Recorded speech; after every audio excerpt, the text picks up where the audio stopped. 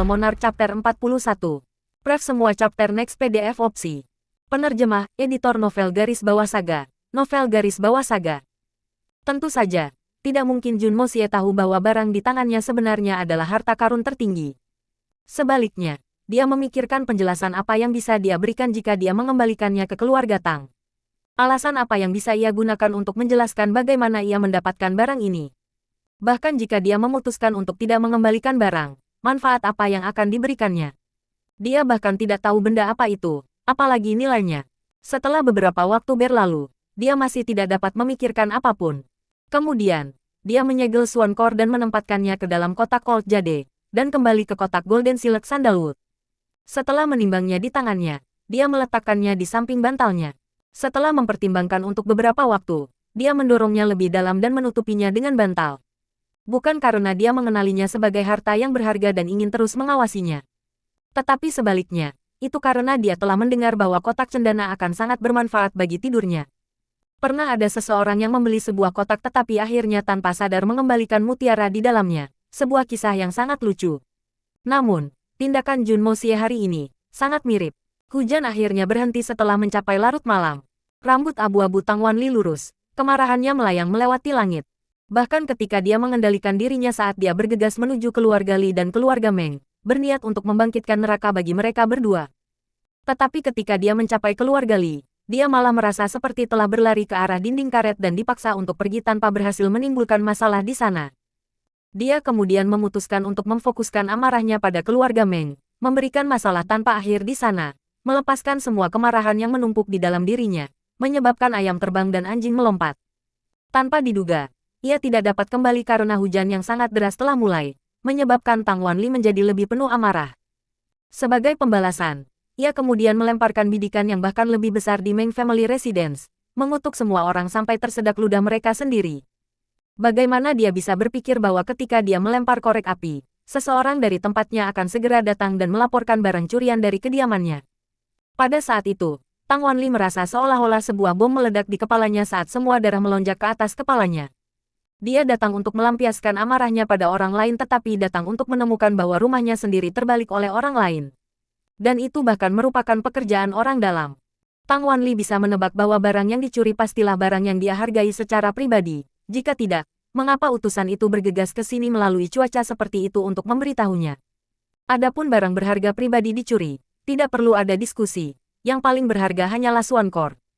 Meskipun dia sudah memikirkannya, Tang Wanli berpegang pada harapan bahwa itu tidak seperti itu dan menanyakan tentang barang curian. Selama itu bukan Swan Core, maka semuanya akan baik-baik saja. Namun, apa yang paling dia takutkan ternyata memang benar. Inti Swan, yang dia hargai seperti nyawanya sendiri, memang barang yang dicuri. Tang Wanli tidak melihat apa-apa selain kegelapan dan dia hampir pingsan saat itu juga. Sejak dia berhasil mendapatkannya, Tang Wanli tahu bahwa dia memiliki harta berharga di tangannya. Semua yang dibutuhkan adalah agar keturunannya fokus pada budidaya dan mencapai pangkat bumi Swan. Yang kemudian dia akan lakukan segala kemampuannya, bahkan membuang wajahnya, untuk mengundang beberapa ahli Sky Swan atau bahkan mungkin ahli Roh Swan untuk membantunya. Dengan bantuan mereka, Core Swan dapat digunakan untuk mendorong keturunannya ke peringkat Sky Swan. Setelah itu terjadi, keluarga Tang juga akan makmur selama ahli Sky Swan tetap hidup. Sedangkan untuk dirinya sendiri, dia sudah terlalu tua. Bahkan jika dia menggunakan Swan Core untuk meningkatkan level kultivasinya, perpanjangan hidupnya hanya mungkin jika dia bisa mencapai peringkat Spirit Swan. Bahkan dengan bantuan Swan Core, dia tidak memiliki bakat yang diperlukan untuk capai. Bagaimana dia bisa mengharapkan perubahan yang akan memengaruhi rencananya? Dia memiliki dua putra. Yang pertama tidak memiliki bakat untuk berbicara. Yang kedua cukup mampu tetapi lebih tertarik pada sastra dan tidak menyukai budidaya seni bela diri. Dia berhenti berkultivasi setelah mencapai peringkat Swan ke-9 belaka, tidak pernah repot-repot untuk bahkan mencoba menembus ke peringkat Swan perak. Meskipun karirnya sebagai pejabat pemerintah telah berjalan dengan lancar, tidak ada ahli yang kuat di dalam keluarga. Perasaan di mana masa depan dan kesejahteraan keluarga mereka berada di tangan orang lain sama sekali tidak menyenangkan. Para pejabat sipil dan militer secara alami semua di bawah pemerintahan yang mulia, Kaisar.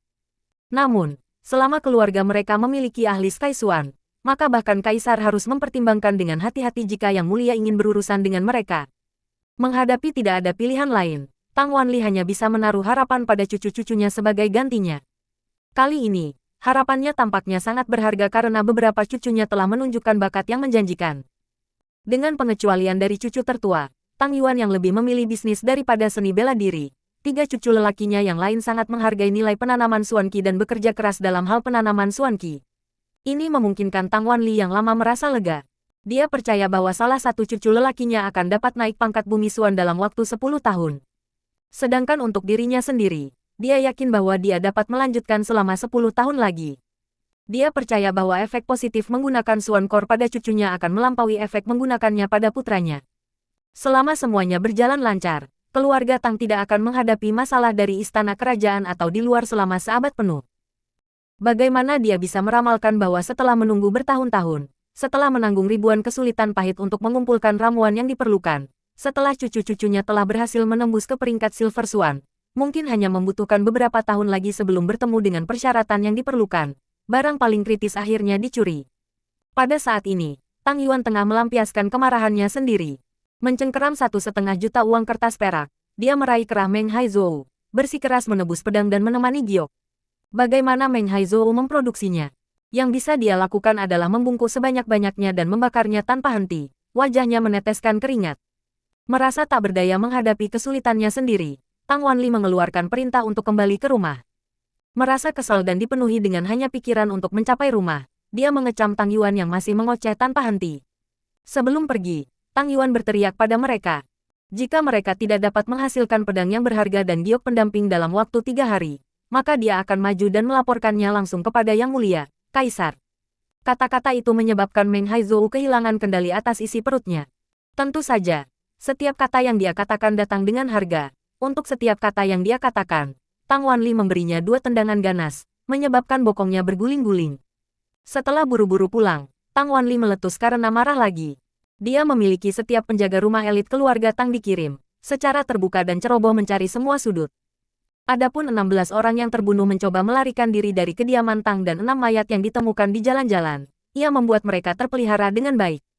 Selain menemukan orang untuk mengidentifikasi mayat-mayat itu, ia juga meminta gambar mereka diambil dan diserahkan kepada Kementerian Kehakiman. Melalui Kementerian Kehakiman, ia menawarkan hadiah 100.000 liang perak atas pengetahuan orang-orang ini. Adapun beberapa pelayan yang melarikan diri dari kediamannya sendiri, hadiah untuk mereka 2 kali lipat. Tidak peduli apa, dia harus menangkap dalang. Dalam 1 hari, seluruh ibu kota terbalik. Dalam 3 hari, seluruh dunia terbalik. Pada saat yang sama, Li Yuran dan keluarga Li tidak menunjukkan gerakan eksternal dari pihak mereka, mengambil sikap pengamat yang waspada. Namun, secara diam-diam, mereka bergerak dengan sekuat tenaga. Li Yuran menyuruh semua orang terlibat secara ketat diinterogasi, dan siapapun yang sedikit pun perilaku mencurigakan disiksa secara brutal tanpa akhir. Membunuh 1.000 orang tak berdosa lebih baik daripada melepaskan 1 kriminal. Penting baginya untuk mencari tahu siapa yang mencoba melawannya. Setelah hanya 2 hari, banyak yang menemukan diri mereka tidak mampu mengatasi siksaan kejam dan meninggal. Pasukan rahasia keluarga Li juga bergerak dengan kekuatan penuh, mencari informasi dari keempat penjuru. Semua keluarga besar di ibu kota mampu menangkap aroma sesuatu yang tidak biasa dalam rangkaian acara ini. Mereka semua mengawasi pergerakan ibu kota, menjaga diri mereka dari tersedot ke pusaran air berlumpur ini. Namun, mereka juga mengirim orang-orang mereka untuk menanyakan informasi. Apa yang terjadi di keluarga Tang? Pasukan seluruh ibu kota miliki pada saat ini, mulai bergerak diam-diam. Adapun sel-sel memegang Kementerian Kehakiman, mereka tiba-tiba dipenuhi sampai penuh. Penggunaan kekuatan dan pengaruhnya yang tidak terbatas oleh keluarga Tang telah menyebabkan gempa bumi di ibu kota, menyebabkan semua orang merasa tidak aman. Namun, tidak ada berita yang keluar. Hati Tang Wanli dipenuhi dengan kekhawatiran dan iritasi. Dia melemparkan feed setiap hari. Li Yuran mempertahankan sikap lembutnya di luar, namun di balik matanya yang dingin adalah cerita yang berbeda. Sepasang kilatan seperti ular beracun bisa dilihat. Jika matanya menatap ringan pada seseorang, maka orang itu akan mati. Jika matanya menatap tajam pada seseorang, maka seluruh keluarga orang itu akan dimusnahkan. Adapun orang yang telah menuai manfaat terbesar dari cobaan ini, Jun Mo Xie, tetap tidak menyadari apa yang terjadi. Dia santai di rumah, berpegangan pada kotak cendana Golden Seal ketika dia tidur di malam hari, mendesah keras pada dirinya sendiri. Ternyata itu benar-benar melakukan keajaiban besar untuk tidurnya. Dalam benaknya, dia terus bertanya-tanya mengapa pikirannya akan berjalan menuju saudara iparnya yang janda. Otherworldly Evil Monarch Chapter 42. Pref semua chapter next PDF opsi. Penerjemah, editor novel garis bawah saga. Novel garis bawah saga. Itu bukan untuk mengatakan bahwa kecerdasan dari keluarga Jun itu buruk, melainkan bahwa itu normal untuk tidak dikirim ke Tuan Muda. Selain itu, Tuan Muda ini memang sangat sibuk selama beberapa hari terakhir. Jika dia tidak menghabiskan waktu untuk menemukan properti dari pagoda Hongjun yang indah, dia akan mengawasi pelatihan penjaga rumah. Dia bahkan pergi untuk menyeduh sejumlah besar anggur yang disisihkan untuk fermentasi. Jun Moxie hanya tahu apa yang terjadi di kota setelah beberapa hari. Secara alami, ada alasan mengapa keluarga Jun bisa menjaga ketenangannya. Terlepas dari keluarga Tang atau keluarga Li, tidak ada yang memberi keluarga Jun lebih dari pandangan curiga. Selain Debauche terkenal, anggota lain dari keluarga Jun tua atau cacat. Siapa yang bisa mereka kirim? Selain itu, kakek Jun adalah pria terhormat. Tindakannya dilakukan tanpa rasa takut. Ini adalah fakta yang bahkan para lawannya harus terima. Secara alami, dia tidak akan melakukannya. Adapun Jun Moxie, itu akan terlalu memalukan bagi 6 ahli jika seseorang mencurigai Jun Moxie. Siapa yang akan percaya bahwa Debauche yang tidak berguna ini dapat memiliki kemampuan untuk membunuh ahli Silver Swan dan 5 ahli Swan ke-9? Namun, tidak semua orang di keluarga Jun tidak terluka. Karena waktu luang yang dimiliki Tuan Muda beberapa hari terakhir ini, ia memutuskan untuk menggunakan waktu itu untuk secara brutal menempatkan penjaga rumah melalui program pelatihan mengupas kulit. Namun, tidak satu pun dari mereka menyuarakan keluhan. Alasannya sederhana, mereka merasa malu, terlalu malu, sehingga mereka tidak bisa mengucapkan sepatah kata pun. Jika masing-masing penjaga rumah memiliki lapisan kulit mereka dikupas, maka Jun Moxie memiliki 3 lapisan kulitnya sendiri dikupas. Mungkin bahkan lebih dari itu. Selama beberapa hari ini, menonton latihan yang dilakukan Jun Moxie menyebabkan bahkan besi berdarah Jun Wuyi merasakan dingin di tulang punggungnya. Salah satu contoh dari jadwalnya setiap hari adalah ini. Di pagi hari, Jun Moxie bangun dan melanjutkan ke halaman. Di sana ia menemukan sudut tersembunyi baginya untuk bermeditasi. Mengapa dia tidak melakukannya di kamarnya? Supaya dia bisa berada di tempat yang memungkinkannya menyatu dengan alam. Angin sepoi-sepoi pagi adalah hadiah dari surga. 1 jam kemudian, ia mengikat beban ke tubuh, kaki, lengan, dan pergelangan tangannya. Setelah itu, ia mulai melatih berbagai gerakan dasar. Pukulan normal, pukulan lurus, kait, potongan atas, tendangan normal, tendangan depan, tendangan lokomotif, tendangan samping, tendangan belakang. Tidak ada satu jeda pun diizinkan di antara sesi. Setelah set selesai, ia segera beralih ke push-up, sit-up miring, duck walk, leapfrog, peregangan kaki, menggantung dari terbalik. Setelah menyelesaikan sesi ini, tidak ada setetes keringat pun yang bisa keluar dari tubuhnya lagi. Otot-otot di seluruh tubuhnya didorong ke batasnya.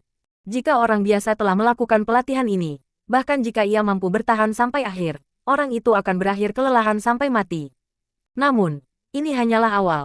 Setelah melatih kedua tangan dan kakinya, akhirnya tiba waktunya untuk memulai latihan dalam beberapa gerakan seni bela diri, masing-masing dilakukan dengan cermat. Bahkan jika tindakan ini hanya dilakukan sesuai gaya tanpa substansi, itu masih akan menyebabkan seseorang basah kuyup. Bagaimanapun, masing-masing dieksekusi untuk mematuhi standar yang ketat. Setiap pukulan melibatkan setiap bagian tubuh, mulai dari jari kaki dan tumit, kemudian ke pergelangan kaki yang terpilin, otot betis, hamstring, paha, dan akhirnya pinggang. Setiap otot kemudian akan menyalurkan momentum ke arah bahu, yang kemudian dikirim ke lengan. Pukulan yang dihasilkan akan menjadi satu dengan kekuatan seluruh tubuh. Setiap pukulan dilakukan dengan seluruh kekuatannya. Suatu klan seni bela diri terkenal pernah berkata, tendangan dan pukulan paling sederhana adalah yang paling penting. Namun, pukulan dan tendangan sederhana ini harus melibatkan semua otot dalam tubuh agar benar-benar layak dilakukan. Beberapa pukulan bisa merenggut nyawa seseorang, tetapi yang lain akan membuat pengguna terkilir. Inilah alasan mengapa ini bisa terjadi. Prinsip ini berlaku untuk tindakan lain juga. Bahkan jika aksinya hanya melibatkan pukulan sederhana, itu juga merupakan bentuk seni bela diri. Dasar seni bela diri adalah pelatihan gerakan sederhana seperti itu. Puncaknya sama, menjadi satu dengan alam. Bentuk ini mungkin sederhana tetapi ini adalah cara terbaik untuk melatih pikiran seorang seniman bela diri. Adapun Jun Moxie, dia juga memiliki tubuh dan anggota tubuhnya diikat dengan beban, meningkatkan kesulitan dengan 10 kali lipat. Jumlah energi yang dibutuhkan jauh melebihi itu. Namun, pelatihan yang sulit ini hanya hari pertama pelatihan formal Jun Moxie. Pertempuran sengit dalam hujan telah melahirkan keinginan mendesak untuk meningkatkan kekuatannya, tubuhnya terlalu lemah. Setelah menyelesaikan program latihan paginya, penjaga rumah keluarga Jun akan berkumpul di depannya. Kemudian, di sana mulai pelatihan neraka mereka. Jun Moxie juga akan mengikuti mereka dan mengambil bagian dalam setiap pelatihan yang telah dia berikan, mulai dan selesaikan bersama mereka. Rencana pelatihan ini adalah yang dari kehidupan sebelumnya, dibuat untuk menghasilkan pembunuh manusia super, yang mirip dengan penyiksaan dari neraka. Dikatakan bahwa beberapa orang lebih suka melompat dengan sukarela ke neraka daripada mengambil bagian dalam pelatihan ini. Rekan sesama pembunuh Jun Moxie pernah menyebarkan kata-kata ini secara rahasia. Lebih baik melingkari istana Raja Yama 9 kali, daripada membiarkan raja jahat yang bertanggung jawab atas pelatihan. Jelas, metode pelatihan Jun Moxie terlalu mengerikan. Jun Moxie terus mengulangi untuk dirinya sendiri. Jika saya ingin mendapatkan kekuatan yang tak tertandingi di dunia, pertama-tama saya harus memiliki keuletan dan ketekunan yang tak tertandingi di dunia. Tanpa itu, saya mungkin melupakannya. Jika saya memiliki kualitas-kualitas itu, maka saya perlu bekerja lebih keras dan lebih berkeringat dibandingkan dengan yang lain. Kalau tidak, saya mungkin melupakannya. Hanya setelah kedua kondisi ini dipenuhi, dapatkah seseorang memenuhi syarat untuk berbicara tentang peluang? Tanpa kerja keras, bahkan jika kesempatan itu muncul tepat di depan seseorang, orang itu masih tidak akan bisa menangkapnya. Berharap menjadi abadi hanya dengan duduk dan menunggu hanyalah mimpi pipa. Bahkan jika seseorang memiliki keberuntungan terbesar di dunia, berpegang pada harta paling kuat di alam semesta, tanpa kerja keras, orang itu pada akhirnya tidak akan berarti apa-apa. Jika seorang prajurit bekerja keras, maka ia bisa pada akhirnya dapat meninggalkan jejak dalam sejarah sebagai seorang jenderal hebat. Seorang jenderal yang tidak bekerja keras juga akan meninggalkan jejak dalam sejarah, tetapi tanda itu akan menjadi sangat terkenal. Untuk menaklukkan orang lain dan seluruh dunia, pertama-tama seseorang harus dapat menaklukkan diri mereka sendiri. Ini adalah syarat minimum mutlak. Setelah menyelesaikan latihan paginya, dia menyuruh penjaga rumah berlari 20 putaran di sekitar tempat latihan. Jun Moxie sendiri mengikuti mereka. Hal yang sama berlaku untuk semua sesi pelatihan lainnya. Dengan tubuhnya saat ini, Jun Moxie akan menjadi yang terakhir di setiap sesi, tapi dia dengan gigih bertahan sampai akhir. Setelah menyelesaikan hari pertama pelatihan, Jun Moxie kelelahan ke alam kesadaran. Namun, kebanggaan menjadi pembunuh terbaik dan martabat gelarnya mendukungnya, memungkinkannya untuk tidak membengkokkan atau menghancurkan sampai akhir. Meskipun tubuh ini telah mengalami proses full rending meridian cleanser, Jun Moxie ingin melatih tubuhnya ke titik kesempurnaan sesegera mungkin. Itu hanya setelah setiap otot di tubuhnya telah dikoordinasikan sesuai itu dapat dianggap telah memenuhi persyaratan tingkat terendah Jun Moxie. Tetapi bagaimana ini bisa dicapai? Hanya melalui darah, keringat dan air mata. Bagi mereka yang tidak bekerja keras, bahkan jika buah ilahi jatuh ke pangkuan mereka, mereka hanya akan hancur oleh beratnya. Tidak akan ada kesempatan bagi mereka untuk bahkan mencicipinya. Saat ini, Jun Moxie berada dalam kepemilikan pagoda 9 layak indah dan seni keberuntungan surga yang tidak terkunci. Namun, baik seni bela diri dan budidaya keterampilan ini harus dicapai secara bersamaan. Jika tubuh itu tidak cukup kuat untuk menanganinya, maka seseorang akan dihancurkan bahkan dengan bantuan keterampilan ilahi. 300 penjaga rumah skeptis terhadap partisipasi Jun Moxie dalam pelatihan mereka. Mereka percaya bahwa Tuan Muda hanya melakukannya untuk pamer. Melihatnya terhuyung-huyung sejak awal, mereka semua terkekeh dalam hati mereka, yakin bahwa dia tidak akan bisa bertahan lama. Beberapa dari mereka memutuskan untuk memulai taruhan, mendiskusikan peluang dan tanggal saat mereka berkeringat dan berlatih. Otherworldly Evil Monarch Chapter 43. Pref semua chapter next PDF opsi. Penerjemah, editor novel garis bawah saga. Novel garis bawah saga. Semua orang berpikir bahwa Tuan Muda tidak akan bisa menanganinya dan jatuh dalam hitungan detik sekarang. Bagaimana bisa Tuan Muda pengganggu mereka mengalami jenis pelatihan neraka ini? Beberapa bahkan bertaruh bahwa Jun Moxie akan menyerah begitu saja dalam waktu dupa. Namun, melawan semua harapan, Jun Moxie bertahan dari awal hingga sarapan. Tubuhnya terhuyung-huyung sejak awal. Dia benar-benar bertahan. Semua orang mengusap mata mereka dengan curiga. Mereka semua berpikir bahwa mereka sedang bermimpi. Setelah itu, mereka mulai berspekulasi apakah Tuan Muda akan berpartisipasi dalam pelatihan sore. Sebagian besar dari mereka merasa bahwa jumlah latihan di pagi hari telah melampaui kapasitas Tuan Muda. Itu sudah merupakan prestasi luar biasa baginya untuk bertahan sampai sekarang. Setelah makan sarapan, hanya ada setengah waktu dupa bagi mereka untuk beristirahat. Namun, tidak satu pun dari mereka menyadari bahwa Jun Moxie bahkan tidak mempertimbangkan untuk beristirahat. Tidak ingin membuang waktu sama sekali, dia kembali ke kamarnya karena dia mengabaikan rasa sakit yang datang dari otot-ototnya yang sakit. Menghasilkan beberapa tabung bambu yang sepenuhnya ditusuk dengan jarum baja, dia menempatkannya secara metodis di atas meja. Dia kemudian memproduksi satu tabung bambu tanpa jarum baja di atasnya dan menempatkannya di dalam formasi tabung bambu sebelumnya. Hanya ada panjang ketebalan telapak tangan di antara masing-masing tabung bambu yang mengandung jarum baja. Jun Moxie bertujuan untuk memukul tabung bambu di dalam formasi hanya menggunakan jari-jarinya dan tanpa menyentuh tabung di kedua sisi telapak tangannya. Ada persyaratan tambahan di mana telapak tangannya harus melewati 3 tabung bambu sebelum mengenai tabung terakhir yang akan menghasilkan suara. Pelatihan kecil ini adalah untuk melatih fleksibilitas jari hingga puncaknya. Pelatihan ini mungkin terlihat sederhana, tetapi sebenarnya sangat sulit. Jarum ada di mana-mana, menyebabkan jumlah kekuatan atau kegagalan yang salah dalam fleksibilitas menyebabkan jari ditusuk oleh jarum baja. Rasa sakit yang dihasilkan kemudian akan menyebabkan jari-jari lebih bergetar, yang pada gilirannya akan menyebabkan jari-jari tertusuk oleh lebih banyak jarum. Jun Moxie mempertahankan wajah acuh tak acuh saat dia dengan tenang memasukkan tangannya, yang baru saja menjalani latihan pagi yang intens, ke dalam batang bambu. Ketika pelatihan sore dimulai, para penjaga rumah menemukan Jun Moxie berdiri di lapangan pelatihan, jari-jarinya bengkak dan berlumuran darah, tetapi wajahnya tampak lebih baik. Di sesi latihan sore berikutnya, dia terus bertahan saat dia terhuyung-huyung terus-menerus sampai akhir. Ini menyebabkan setiap mata penjaga rumah meletus. Meskipun demikian, meskipun dia berhasil menyelesaikan pelatihan, setengah dari mereka masih percaya bahwa itu sudah jauh melampaui apa yang bisa dialami oleh tuan muda ketiga. Sudah sangat terpuji baginya untuk melanjutkan pelatihannya bahkan sampai sekarang. Dia tidak akan bisa melanjutkan sampai sore, kan? Bertentangan dengan prediksi mereka, pada sore hari, dia tetap tinggal. Pada saat ini, semua penjaga tersulut ketika hati mereka meraung. Bagaimana kita, sebagai veteran dari 100 pertempuran dan ratusan sesi latihan kalah dari tuan muda yang tampak lembut dan dimanja yang sama sekali tidak menderita kepahitan sama sekali? Pikiran ini menyebabkan orang-orang yang sudah berdiri di tebing neraka untuk jatuh ke dalamnya. Selama Jun Moxie tidak berhenti, semua penjaga rumah akan mengertakkan gigi dan bertahan sampai akhir. Akibatnya, semua orang akhirnya terlalu lelah.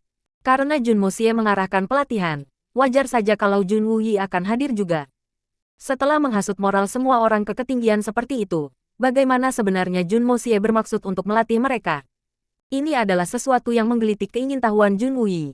Namun, setelah menyaksikan isi dari sesi pelatihan, Jun Wuyi merasakan seolah-olah seseorang telah menenggelamkan air dingin ke atasnya. Dia mengamati para penjaga membawa batang kayu yang besar dan kasar melewati tanah tanpa celah satu sama lain. Mata Jun Wuyi terbuka lebar. Kemudian, setelah itu, dia melihat Jun Moxie di antara mereka, membawa jenis kayu yang sama saat dia berlari. Jun Wuyi tidak bisa menahan diri untuk tidak menggosok matanya sebelum menatap lagi, dan dia menggosok matanya lagi. Pada akhirnya, dia sangat menggosoknya sampai matanya menderita sakit juga. Jika tidak ada yang salah dengan matanya, maka matahari pasti telah bangkit dari barat hari ini. Bagaimana ini mungkin? Apakah ini masih keponakan saya? Ini sungguh luar biasa. Setelah malam akhirnya tiba, Jun Moxie akhirnya mengakhiri pelatihan. Para penjaga rumah yang berkemampuan tinggi dan kokoh semuanya kelelahan, masing-masing seperti anjing mati. Setiap orang dari mereka terbaring di tanah, seperti kertas yang tertiup angin, saat mereka terengah-engah. Tidak seorang pun mampu berdiri.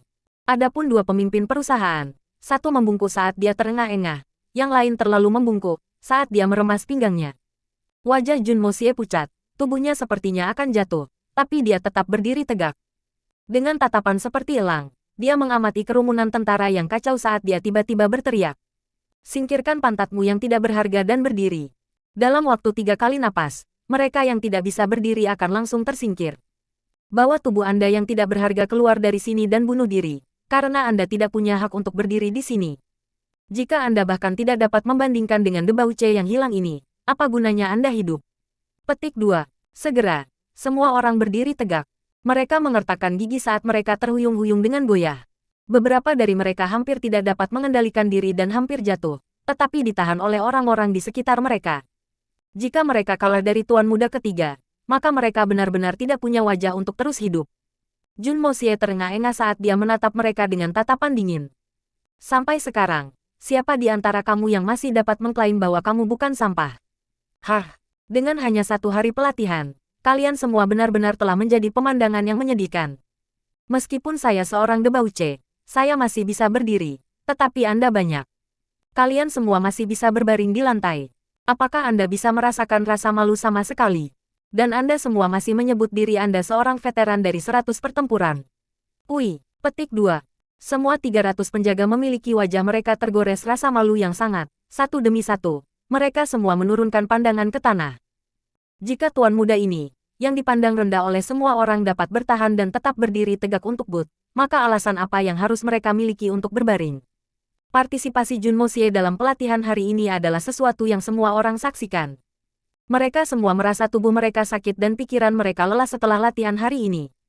Jadi bagaimana tuan muda ini berhasil menanggungnya?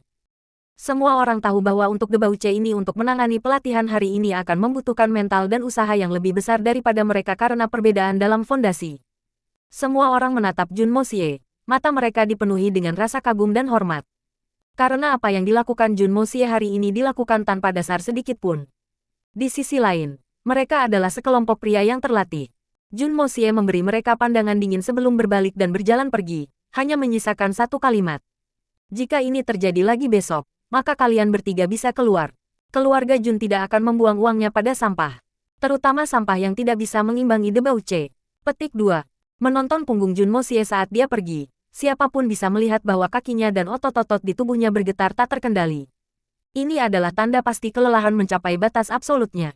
Namun, wajah Jun Moxie bahkan tidak memiliki jejak kelelahannya. Dalam hal kekuatan mental, semua orang di sini jauh berbeda dengan Debauche muda ini. Jika tuan muda pengganggu mereka mampu menanggung pelatihan neraka ini, lalu bisakah para veteran dari ratusan pertempuran ini mengatakan sebaliknya? Mungkinkah mereka bisa mengucapkan kata-kata sulit ketika tuan muda mereka telah menjalani jenis pelatihan yang sama seperti mereka? Betapa itu merupakan penghinaan yang luar biasa. Jika mereka mengatakan kata-kata itu, maka skenario terbaik akan dipandang rendah dengan penghinaan oleh rekan-rekan mereka. Tetapi jika mereka pada akhirnya dipandang rendah oleh tuan muda pengganggu ini, maka mereka harus dengan serius hanya mengambil nyawa mereka sendiri. Apakah mereka akan mengambil nyawa mereka sendiri karena malu jika mereka tahu bahwa Jun Moxie memiliki 8 bobot yang melekat pada tubuhnya? Tidak ada dari mereka yang tahu bahwa setidaknya selusin tempat di tubuh Jun Moxie terkoyak akibat beban. Darah mengalir keluar perlahan dari luka. Pelatihan yang dijalani Jun Moxie diperkirakan setidaknya 3 kali lebih kuat dari penjaga rumah. Itu perbedaan yang menakutkan. Jika bukan karena Art of Unlocking Heaven's Fortune mendukungnya, Jun Moxie dengan tubuhnya saat ini akan mati karena kelelahan 10 kali lipat. Namun, alasan Jun Moxie telah dilatih seperti itu adalah untuk dapat menggunakan kekuatan ilahi dari Art of Unlocking Heaven's Fortune. Sementara didorong ke batas absolutnya, dia akan mampu menembus batasan tubuhnya. Meskipun Jun Wei tidak tahu bahwa Jun Moxie sedang berlatih dengan beban yang melekat pada tubuhnya, kinerja Jun Moxie hari ini telah menggerakkan orang ini yang pernah menjadi jenderal hebat yang mengawasi puluhan ribu tentara. Menonton siluet Jun Moxie yang berangkat, Jun Wei merasa sangat senang. Namun, kecurigaan tetap ada di dalam hatinya. Mungkinkah ini karakter aslinya? Jika demikian, ini hanya terlalu berat pada diri Anda sendiri. Apa yang akan terjadi jika kecelakaan terjadi jika ini berlanjut? Meskipun seseorang harus kuat untuk menempa logam, jika seseorang tidak berhati-hati, ia malah akan menghancurkan logam mulia itu. Otherworldly Evil Monarch Chapter 44. Pref semua chapter next PDF opsi. Penerjemah, editor novel garis bawah saga. Novel garis bawah saga. Jun Moxie berjalan mantap kembali ke kamarnya. Little hampir menangis ketika dia melihat kondisi Jun Moxie saat ini. Dengan tangan gemetar, ia dengan hati-hati menanggalkan pakaiannya dan mencucinya dengan air bersih. Selama seluruh waktu, Jun Moxie tetap berdiri. Mengetahui betapa lelah tubuhnya, dia tahu bahwa jika dia duduk, dia akan langsung jatuh pingsan. Namun, jika dia harus melewati rintangan ini dan memulihkan kekuatannya saat dia sadar, maka dia akan berhasil melampaui salah satu keterbatasan tubuhnya saat ini. Setelah Little selesai membersihkan tubuhnya, dia memindahkannya sementara dia terus berdiri, bermeditasi dengan fokus. Melalui kesadaran rohaninya, dia mengamati saluran energi dari Art of Unlocking Heaven's Fortune terbangun dengan lamban. Yang mengejutkan, dia bisa melihat bahwa 7 pagoda indah berwarna dalam lautan kesadarannya berputar lebih cepat dari sebelumnya. Terlebih lagi, itu juga memancarkan ki spiritual duniawi putih yang jauh lebih tebal. Ki spiritual duniawi perlahan masuk melalui meridian Jun Moxie, mengalir di sepanjang jalur. Setiap kali ki spiritual duniawi mencapai suatu daerah, itu akan memberikan perasaan dingin dan nyaman. Perasaan ini mirip dengan seseorang yang sekarat kehausan di padang pasir akhirnya menemukan minuman dingin. Perasaan ini benar-benar tak terlukiskan. Ki spiritual berkabut terus memasuki meridian Jun Moxie pada tingkat yang meningkat. Tubuh Jun Moxie, yang kelelahan sampai batasnya, mulai perlahan pulih dan seluruh tubuhnya secara bertahap menjadi gatal. Terutama area yang terluka di mana rasa gatalnya tak tertahankan. Jun Moxie melakukan kontrol diri yang ketat atas keinginan untuk menggaruk daerah yang gatal, mengarahkan konsentrasi penuhnya untuk memasuki keadaan meditasi. Perlahan, dia menjadi terputus dari dunia luar. Seiring waktu, semua area yang terluka di tubuh Jun Moxie mulai mengeluarkan lapisan cairan bening, yang perlahan-lahan mengeras, membentuk bekas luka. Setelah beberapa saat, sedikit demi sedikit, bekas luka di tubuh Jun Moxie mulai berkerut sebelum mengeras. Kemudian, itu berubah menjadi remah tepung karena hancur berantakan. Lapisan tipis sel kulit mati mulai menumpuk di sekitar kaki Jun Moxie. Adapun kulit di tubuhnya, itu mulai kembali ke kehalusan putihnya. Satu-satunya perbedaan adalah peningkatan fleksibilitas. Sementara otot-ototnya yang tegang yang telah menjalani olahraga selama 1 hari mulai memancarkan cahaya berair sebening kristal sambil gemetar ringan. Setelah goncangan berakhir, otot-otot perlahan mengendur saat kembali ke kondisi semula seolah-olah sebelum pelatihan dilakukan. Selanjutnya, gelombang gatal kesemutan tak tertahankan dimulai sebelum akhirnya bersantai. Jun Moxie yang telah memasuki kondisi meditasi tidak menyadari apa yang terjadi sama sekali. Setelah mengatasi kelelahannya, perasaan yang mengikutinya adalah perasaan tenang yang menenangkan. Jiwanya merasakan jika itu telah melangkah ke dunia yang tidak wajar. Itu seperti seseorang yang bepergian melalui laut yang tenang, menikmati gelombang laut yang lembut saat perlahan-lahan menyapu dirinya dan perasaan tenang dan lembut yang menyertainya. Dalam lautan kesadarannya, kabut yang dipancarkan oleh pagoda indah berwarna-warni menjadi lebih padat dan lebih kaya.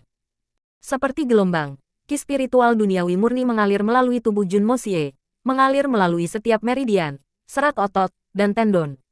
Meskipun pertumbuhan aliran ki tidak besar, ia masih tumbuh tanpa henti. Dia jelas bisa melihatnya perlahan-lahan tumbuh lebih besar setelah menerima makanan dari gelombang ki spiritual. Selain itu, pikirannya tampaknya telah menjadi dunia lain, tanpa jejak kelelahan sebelumnya. Pada saat ini, esensi spiritualnya tampaknya telah bergabung secara harmonis dengan pagoda kecil di dalam lautan kesadarannya. Meskipun Jun Moxie adalah seseorang dengan saraf baja, perasaan nyaman luhur ini membuatnya merasa mabuk. Tiba-tiba, pagoda Hongjun yang berwarna-warni berhenti berputar, tidak lagi terpancar secemerlang yang baru saja terjadi. Acara ini mengejutkan Jun Moxie bangun dari keadaannya yang lain kata. Bahkan jiwanya langsung dibawa kembali ke alam fana. Adapun ki spiritual putih berkabut mengalir dalam meridiannya, itu mundur seperti gelombang surut. Jun Moxie bisa merasakan bahwa seluruh tubuhnya dipenuhi hingga penuh dengan kekuatan. Perlahan, dia membuka matanya, yang menunjukkan tatapan tajam yang dipenuhi dengan cahaya ilahi. Jun Moxie dengan lembut melenturkan tubuhnya, menyebabkan persendian di seluruh tubuhnya mengeluarkan bunyi letupan. Seketika, tubuhnya kembali ke kondisi ideal dan mulusnya sementara kondisi pikirannya juga secara mengejutkan berada dalam kondisi mental yang sangat baik. Saat cahaya bulan bersinar lembut, Jun Moxie bergerak ke jendela.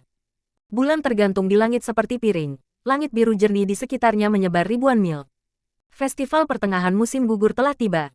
Di dunia aslinya, Festival pertengahan musim gugur akan diadakan pada tanggal 15 Agustus. Tapi di sini, hanya ada festival musim gugur yang diadakan pada tanggal 20 Agustus. Tidak peduli di dunia mana dia berada, cahaya bulan tetap selembut air, menyebarkan kemegahannya kemana-mana. Jun Moxie menghela nafas ringan, terkejut bahwa hatinya tidak lagi dipenuhi dengan emosi kesepian. Sepertinya hatinya perlahan menjadi terbiasa dengan dunia saat ini. Bulan tetap menjadi bulan yang sama, langit tetap langit yang sama. Karena langit adalah langit yang sama, maka ia mungkin menganggapnya sebagai perubahan dalam lingkungan kerja. Jun Moxie dengan hati-hati memindai seluruh tubuhnya dan menemukan bahwa luka-luka yang didapatnya pada hari itu telah sembuh. Bahkan luka-luka itu, yang parah, semuanya benar-benar hilang. Selain itu, bahkan bekas luka telah secara ajaib menghilang dalam rentang 1 malam. Kulitnya halus namun fleksibel. Jun Moxie tidak bisa membantu tetapi menatap hasilnya.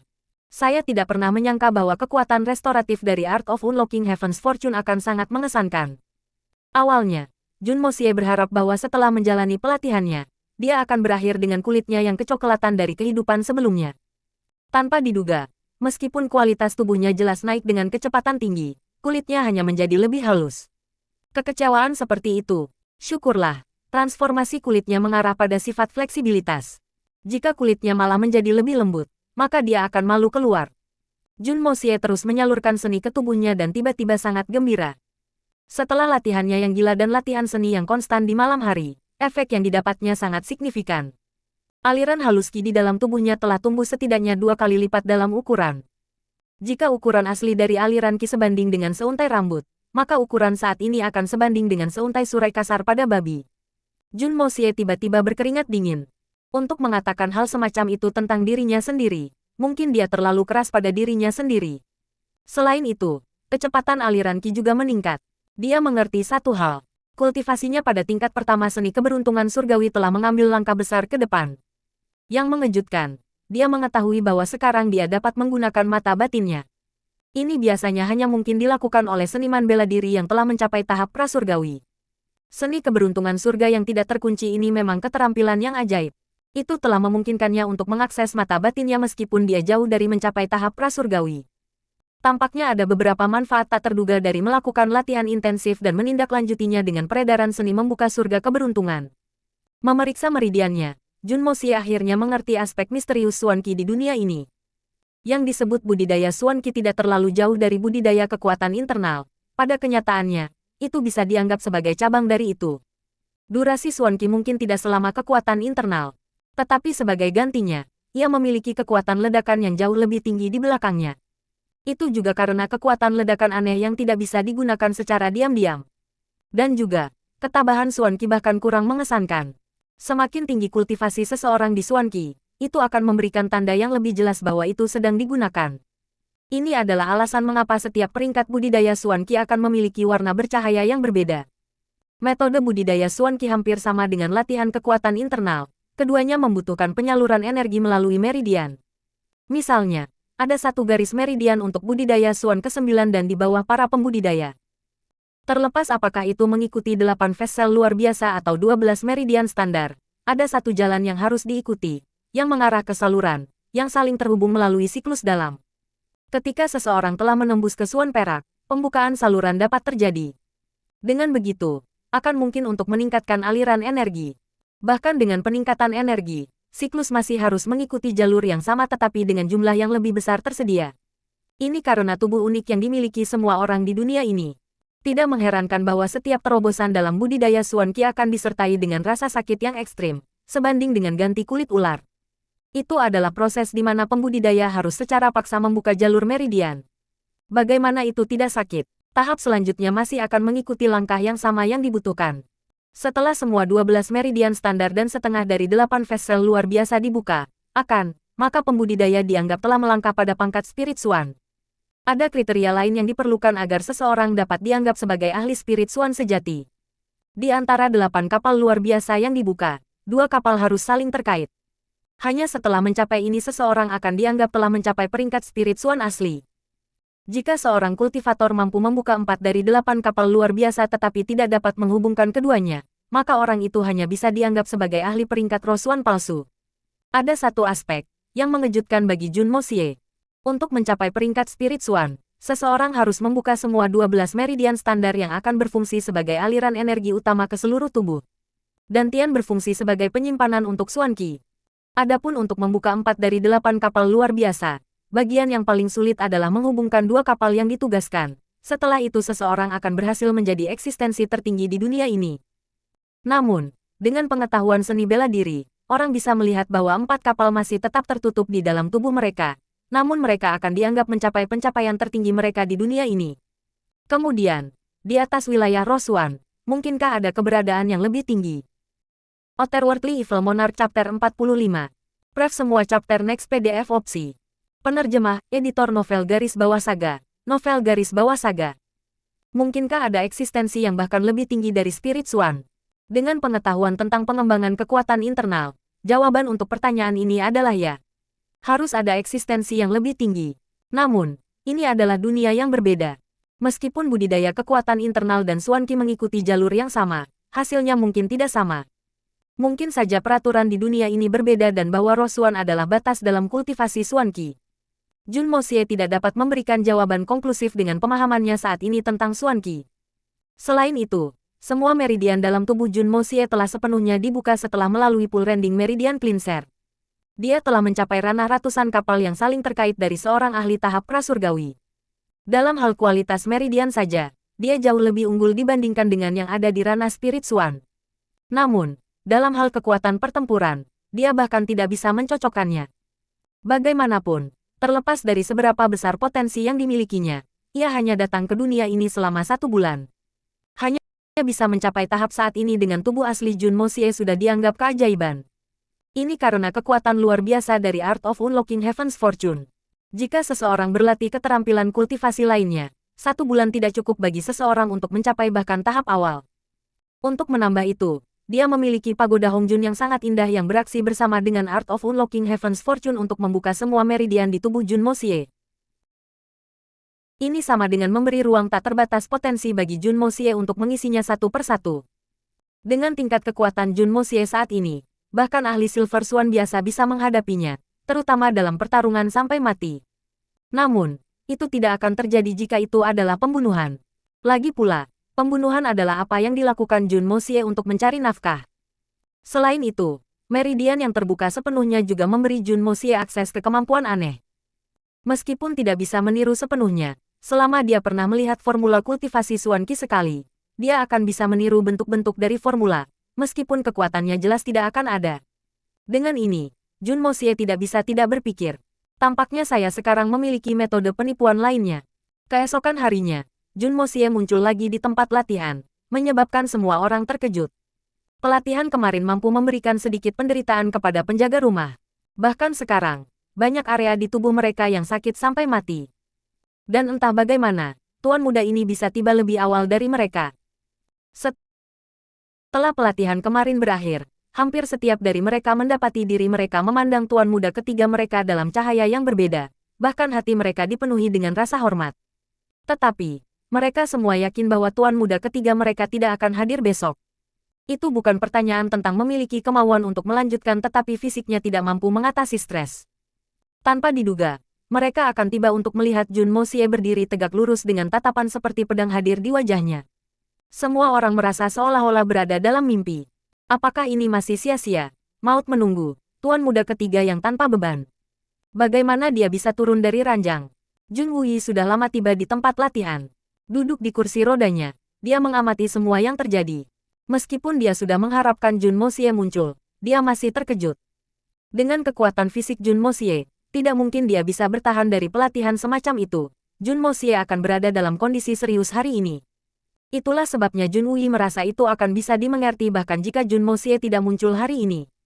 Menurut pendapat Jun Wuyi, bahkan jika Jun Moxie muncul, dia akan kelelahan sampai-sampai tidak enak dilihat. Latihan kemarin adalah sesuatu yang Jun Wuyi tidak akan bisa dengan mudah menyelesaikannya bahkan dengan tubuh yang disembuhkan. Dia tidak akan pernah menduga bahwa Jun Moxie akan muncul dalam kondisi yang jauh lebih unggul dibandingkan dengan para penjaga di depannya. Bisakah saya salah menilai intensitas pelatihan? Sekali lagi, pelatihan intensitas tinggi lainnya dimulai. Yang mengejutkan mereka, para penjaga bisa melihat bahwa kecepatan Jun Moxie telah meningkat bukannya menurun. Meskipun beberapa langkahnya kurang, itu lebih stabil dan layak dibandingkan dengan kemarin. Kejutan tidak berakhir di sana. Dalam pelatihan berikut, Jun Moxie mulai mengejar kecepatan penjaga rumah. Akhirnya, dia bahkan bisa melampaui beberapa dari mereka. Kejadian ini menyebabkan tidak sedikit mata penjaga rumah yang memerah. Peningkatan kekuatan yang begitu cepat belum pernah terlihat sebelumnya. Sebenarnya, hal seperti ini memang tidak pernah terjadi. Tetapi tuan muda mereka saat ini sedang mengubah mitos menjadi kenyataan tepat di depan mata mereka. Tubuh tuan muda terlihat lembut dan lembut sementara tubuh kita kasar dan tangguh. Jika tuan muda mampu melakukannya, mengapa kita tidak bisa? Pertanyaan ini sekali lagi membakar hati para penjaga. Rasa haus mereka akan kekuatan menyebabkan sesi pelatihan meningkat intensitasnya. Hampir setiap mata mereka memerah ketika mereka mengertakkan gigi dan berlatih seperti binatang buas dengan kehidupan mereka di garis. Tak satu pun dari mereka mampu menyadari bahwa bahkan saat pelatihan, Jun Moxie memiliki 8 kelas berat diikat ke tubuhnya dan fakta bahwa ia memiliki pelatihan khusus sendiri sebelum datang ke tempat latihan. Selain itu, Jun Moxie juga menambahkan lebih banyak aspek untuk pelatihan spesialnya. Memanjat, menggenggam batu, gerakan datar, kontrol lengan, sembunyi-sembunyi. Jun Moxie masing-masing memiliki 12 jam panjang sehari dibagi dengan hati-hati, tidak menyia-nyiakan 1 menit pun. Pada hari ketiga, Jun Zantian menerima berita tentang pelatihan Jun Moxie dan diam-diam datang untuk mengamati. Meskipun senang dengan motivasi Jun Moxie, Jun Zantian khawatir bahwa alih-alih membaik, Jun Moxie malah akan berakhir menyia-nyiakan usahanya. Tapi setelah melihat latihan Jun Moxie suatu kali, Jun Zantian tidak pernah muncul lagi. Dia hanya berjalan diam-diam dan tenang. Pengurus rumah tangga, Pang Tua bisa merasa jelas bahwa Jun Zantian sangat senang dan terharu. Sendiri dalam penelitian, Jun Zantian mengucapkan beberapa lagu untuk dirinya sendiri. Dia bahkan menjadi mabuk untuk pertama kalinya setelah waktu yang lama. Setelah mabuk, dia memegang senyum lebar di wajahnya. Setelah itu, dia berjalan pergi, terhuyung-huyung menuju ruangan dengan lambang peringatan dari istrinya yang sudah meninggal. Di sana, dia bergumam sepanjang malam. Pada hari kedua, dia keluar dengan senyum lebar. Beberapa air mata masih bisa dilihat masih tersisa di sudut matanya. Pada hari sebelum festival musim gugur, kota Tianxiang sudah mulai hidup kembali. Semua orang berdandan, dan setiap sudut didekorasi dengan warna-warna berlimpah. Bagi mereka yang telah meninggalkan rumah sudah mulai kembali untuk merayakan festival musim gugur. Bagaimana mungkin tempat itu tidak semarak? Pada sore hari, di lantai tertinggi pendirian Drunken Immortal, sekelompok pengawal duduk bersama di dua meja. Ada meja lain di antara dua meja, di mana hanya dua orang yang duduk. Keduanya secara alami Jun Moxie dan Tang Yuan. Tang Yuan yang duduk di seberang Jun Moxie terus-menerus menghela nafas, alisnya berkerut. Selama beberapa hari terakhir, dia sangat menderita. Tang Wanli hampir saja menghilangkan semua lemak dari cucunya. Pertama, dia dihukum, tidak bisa lagi melangkah keluar dari kediaman. Setelah itu, setiap kali Tang Wanli mengingat insiden Xuan Core yang dicuri, ia akan meminta seseorang memanggil Tang Yuan, yang akan menyebabkan putaran kutukan dan melompat-lompat dalam kemarahan. Selanjutnya, dia akan menamparkan Tang Yuan beberapa kali untuk melampiaskan amarahnya sebelum menyuruhnya nyah. Situasi ini akan terjadi lebih dari 3 kali sehari. Sederhananya, setiap kali Tang Wanli mengingat kejadian itu akan terjadi kapanpun Tang Yuan harus pergi. Tang Yuan awalnya kehilangan banyak wajah. Dia hampir kehilangan tunangannya, menyebabkan calon mertuanya memberikan omelan yang bagus. Tunangannya menangis. Dia bersikeras memutuskan pertunangan mereka dengan mengancam akan bunuh diri. Tidak ada yang membantunya jika hal seperti itu hampir terjadi hari ini, yang dapat mengatakan bahwa hal itu tidak akan terjadi pada hari berikutnya. Jika itu terjadi, apa yang bisa dia lakukan? Setiap kali ayahnya melihatnya, hal pertama yang akan dia lakukan adalah menamparkan wajahnya. Setelah itu, dia akan pergi mencari tongkat untuk memukulnya. Ibunya meskipun ingin menahan ayahnya, terlalu takut. Dahi rajutannya tidak memiliki kesempatan untuk menjadi halus sama sekali. Setiap kali adik laki-lakinya bertemu dengannya, mereka akan bertanya kepadanya, "Kakak, kapan kamu akan pergi ke Tousan Gold Hall lagi? Tolong izinkan kami untuk menikmati kemuliaan Anda juga." Setelah mengatakan itu, mereka akan tertawa terbahak-bahak. Namun, masalah yang paling menyakitkan adalah bahwa setiap kali Tang Wanli memarahinya, dia akan dipaksa untuk berlutut di atas sempoa. Untuk masalah ini, dibuat sempoa besi khusus. Mengapa? Tidak perlu bertanya. Mengingat betapa beratnya Fatitang, abakus normal akan lama rusak setiap kali dia berlutut pada mereka. Setelah beberapa hari ini, bahkan sempoa besi yang dibuat secara khusus sudah mulai bengkok. Otherworldly Evil Monarch Chapter 46. Pref semua chapter next PDF opsi. Penerjemah, editor novel garis bawah saga. Novel garis bawah saga. Untungnya, Fatitang kurang dalam banyak aspek tetapi ia memiliki tubuh yang montok, hati yang besar, dan saraf baja dan yang paling penting, pandangan hidup yang positif. Ini bahkan setelah mengalami banyak sesi dimarahi dan dipukuli dan bahkan ketika dia menjadi subjek gosip yang cukup untuk menyebabkan orang biasa melakukan bunuh diri karena malu. Baginya, dia hanya perlu tidur siang dan dia akan bisa mengabaikan semua yang telah terjadi dan menganggapnya sebagai sejarah. Jika ini adalah orang lain, pasti ada tali di lehernya dan dia akan mengalami siklus samsara berkali-kali. Meskipun, ini yang disebut sikap optimis terhadap kehidupan, hati yang besar atau memiliki saraf baja adalah cara yang lebih baik untuk mengatakannya. Cara yang lebih keras untuk melihatnya, adalah dia menjadi orang yang tebal dan tidak tahu malu. Akhirnya, lemak ini bisa menggunakan festival musim gugur mendatang sebagai alasan untuk menyelinap pergi dari rumahnya. Hal pertama yang dia lakukan setelah melarikan diri adalah mengadu ke Jun Moxie. Kebetulan, Jun Moxie sedang sibuk merenungkan apa yang telah diperolehnya. Untuk Fatitang datang, menuju ke Drunken Immortal Establishment untuk minum. Fatitang minum secangkir anggur, lalu menghela nafas 3 kali. Kemudian, dia mengulurkan jari telunjuknya yang seperti lobak ke langit dan mengeluarkan setitik kutukan saat dia melampiaskan kemarahannya. Minum satu cangkir demi satu, dia mengulangi, lagi dan lagi. Dengan intensitas kejam seperti itu, kebencian mendalam yang begitu kejam, orang akan berpikir dia adalah seorang wanita tua yang baru saja kehilangan suaminya. Semua tamu di lantai atas mengerutkan kening. Bahkan pengawalnya memalingkan muka, bertindak seolah-olah mereka orang asing. Harus menemani tuan muda semacam ini keluar, terlalu memalukan. Jun Moxie sendiri memutar matanya. Meskipun ia memiliki temperamen yang tenang, yang dikutuk orang berlemak itu termasuk dirinya sendiri, namun, dia harus duduk diam dan mengabaikan apapun yang dikatakan tentang dirinya. Bagaimana mungkin dia tidak memiliki reaksi tunggal? Aku berkata, Fatih, apa sebenarnya yang dicuri dari rumahmu? Dengan kutukan tanpa hentimu, suasana hatiku untuk terus minum telah padam. Petik 2. Jun Moxie memandangi cangkir anggur di depannya.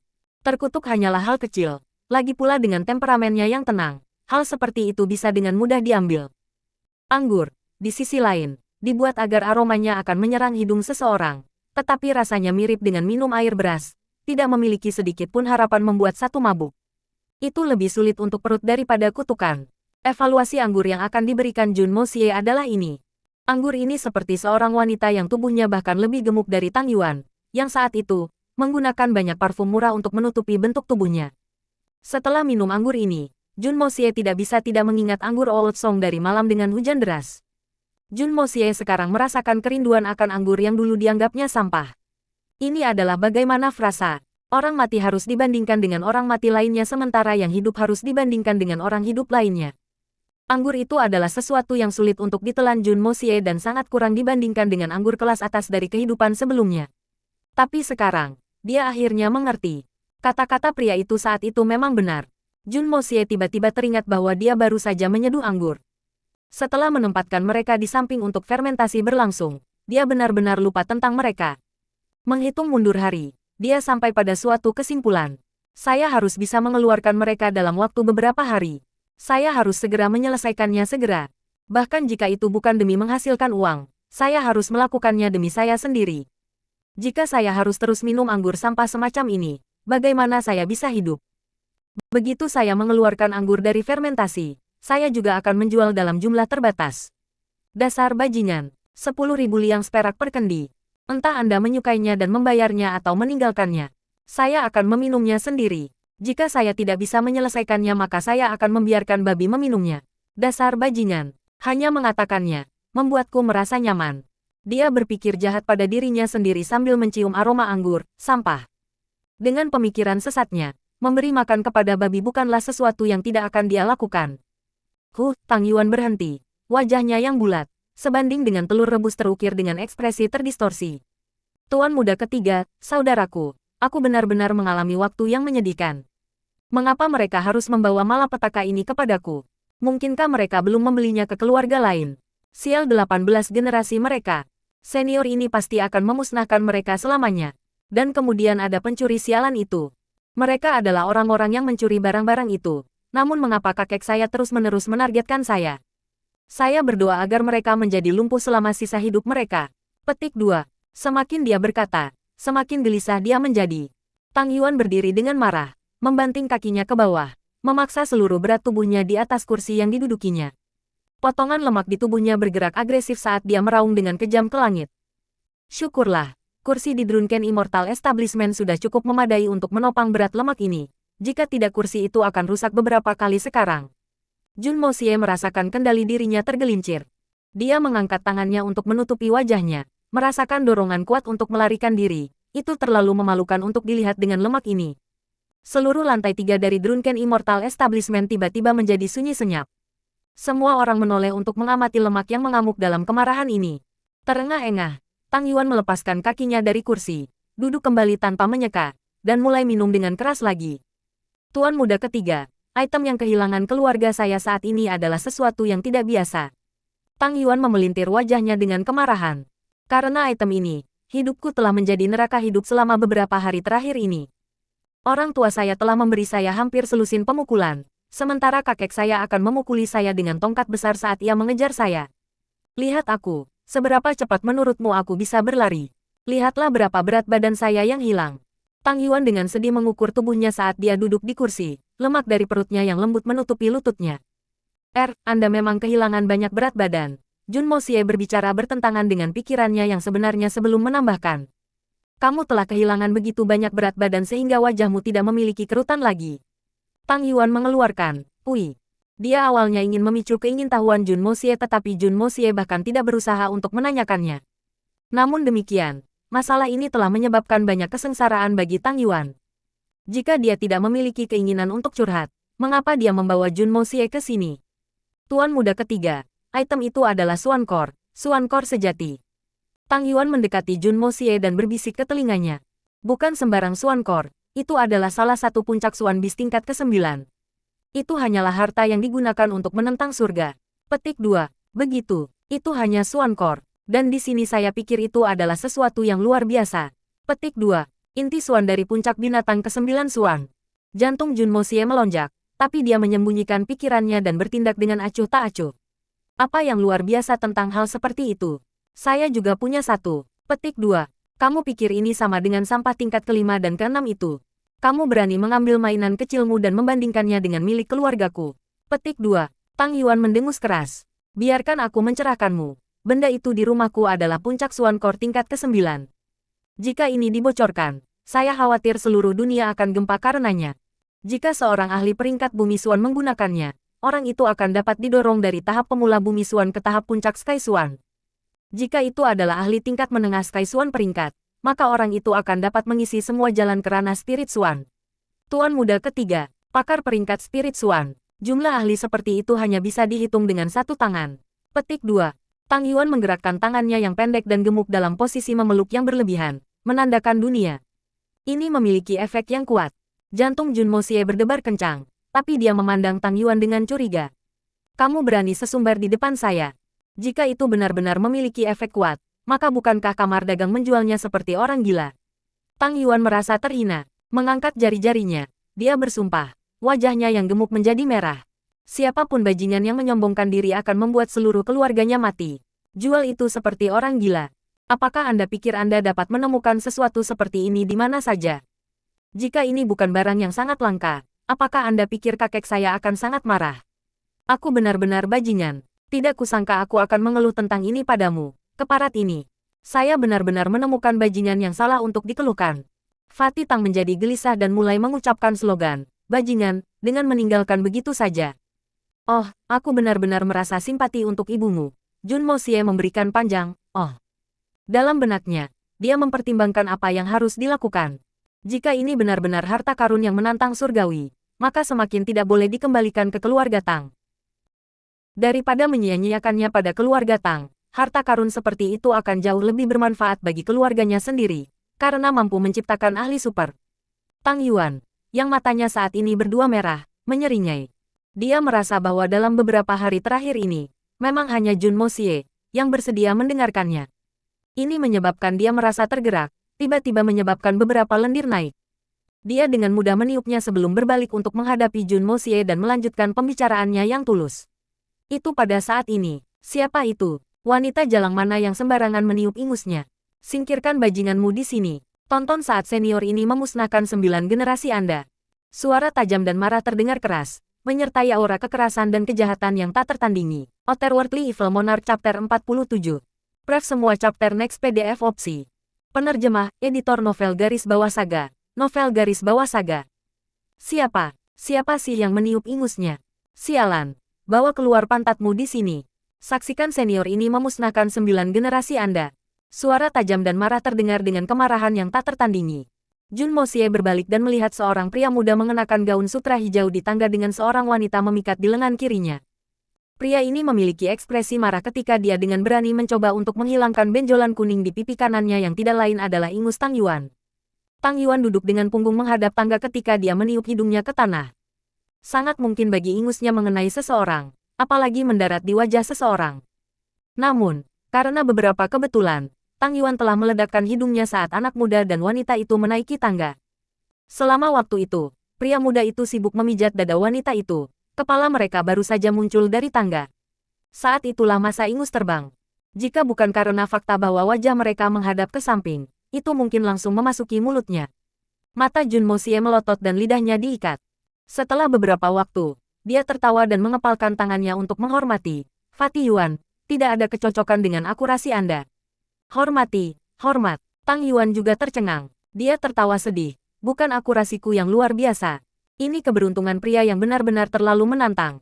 Pernyataan dari Tang Yuan ini tentu saja tepat sasaran. Tang Yuan dan Jun Moxie tahu hampir semua master muda terkenal di kota Tianxiang. Pria muda ini memiliki sikap sombong dengan wajah penuh kesombongan, menunjukkan bahwa dia bukan orang biasa. Namun, baik Tang Yuan maupun Jun Moxie tidak bisa mengenalinya. Ini hanya bisa berarti bahwa pria ini bukan siapa-siapa di antara debauce lokal. Tidak hanya orang ini yang wajahnya terkena ingus, ia saat ini memprovokasi Jun Moxie dan Tang Yuan, dua debauce paling terkenal di ibu kota. Dengan demikian, keberuntungannya dapat benar-benar dianggap sebagai surga yang menantang. Ketika mereka berdua berbicara, pria muda itu tiba-tiba mengalihkan perhatiannya kepada mereka. Melepaskan wanita itu dari tangan kirinya, dia berbaris dengan agresif dan meraung pada Tang Yuan dengan ekspresi bengkok. Kau anak brengsek, kau mencari kematian. Dan kamu, Flower Boy. Apa yang kamu tertawakan? Dasar bajingan. Petik 2. Wajah Jun Moxie tiba-tiba menjadi gelap dan menyeramkan. Dia awalnya berpikir menasihati Tang Yuan untuk tidak memukulinya sampai mati. Lagi pula, yang bersalah masih Tang Yuan. Tapi setelah mendengarkan kata-kata itu, dia perlahan duduk. Orang ini memang pantas mati. Tang Yuan bukan pria yang berbudi luhur. Dan dia berada dalam kondisi tertekan dalam hidupnya dan sangat membutuhkan kantong tinju untuk menghilangkan stresnya. Begitu dia mendengar kata-kata itu, dia meledak. Tubuhnya yang bulat dan gemuk meledak seperti bola voli yang ditendang dengan kekuatan penuh saat dia menamparkan wajah anak muda itu. Telapak tangan sebesar beruang jatuh ke pipi anak muda itu. Anak muda itu tidak pernah berharap bahwa Tang Yuan, yang memang salah, benar-benar akan menyerangnya tanpa mengucapkan sepatah kata pun. Pengganggu jenis ini memang tidak biasa di dunia ini. Tubuhnya lemah dan tidak bisa menghindari serangan. Yang bisa dia lakukan adalah mengambil langsung. Tubuhnya berputar 2 kali sebelum jatuh di pantatnya ke tanah. Sebelum dia, bintang-bintang mulai berkedip dan otaknya terasa seperti memantul di tengkoraknya. Kemudian, mulutnya terbuka lebar saat dia meludahkan darah dan 4 gigi putih. Dengan wajah buas, Tang Yuan bergegas maju, tubuhnya yang mendekati 250 kilo menghantam bajingan malang itu, mendaratkan satu pukulan demi pukulan di wajah pria itu. Dia mengutuk, "Persetan dengan nenekmu. Apakah Anda berani memerankan korban saat suasana hati saya sedang buruk? Aku menghembuskan ingus ke wajahmu adalah cara untuk menunjukkan rasa hormat padamu, tapi kau masih berani mengutukku. Jika aku tidak mengalahkanmu sampai mati hari ini, maka aku akan mengecewakan ibumu, kau bajingan bodoh." Petik 2. Setiap kata disertai dengan pukulan. Setiap pukulan mengikuti ritme tertentu. Suara yang dihasilkan mirip dengan suara babi yang melolong di tengah-tengah disembelih. Suara retak bisa terdengar ketika kaki bajingan malang itu tiba-tiba patah karena beratnya tubuh Tang Yuan. Anak muda itu berteriak dengan sedih sekali lagi. Tubuhnya mengejang, kepalanya mengendur saat kepalanya pingsan. Pada saat inilah wanita yang datang bersama dengan anak muda itu pulih dari keterkejutannya. Jeritan bernada tinggi melengking, langsung meningkat intensitasnya. "Berhenti berteriak," teriak Tang Yuan dengan ganas. Matanya menatapnya dengan kejam. Wanita itu berhenti kaget. Dia menutupi mulutnya dengan ketakutan sebelum berlari menuruni tangga. Sebuah ledakan besar bisa terdengar diikuti oleh tangisan yang menyedihkan dan suara yang berjatuhan. Rupanya, wanita itu kehilangan keseimbangan saat berlari menuruni tangga dan akhirnya jatuh. "Itu cukup. Karena Anda sudah melampiaskan kemarahan Anda, biarkan saja dia. Jika kamu terus memukulinya, dia akan benar-benar mati." Jun Moxie mengerutkan kening, saat dia mulai merasa lelah dari jalan-jalan hari ini. Jadi bagaimana kalau aku akhirnya membunuhnya? Apa yang akan terjadi pada senior ini jika dia mati? Tang Yuan memberi pria itu 2 pukulan brutal sebelum berdiri, terengah-engah saat dia melakukannya. Tidak mudah bagi Tang Yuan untuk meninju orang. Bagaimanapun, itu adalah sesuatu yang membutuhkan usaha. Tang Yuan jelas sangat lelah saat matanya menyipit.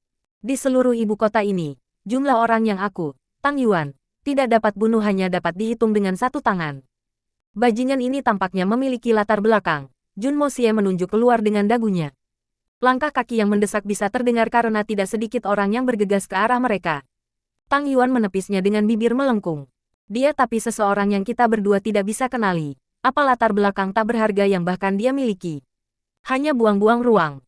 Bahkan jika leluhurnya akan datang, tuan muda ini hanya akan menggunakan 1 jari untuk mengirim mereka kembali ke surga. Petik 2. Kedua orang jahat itu ada di atas.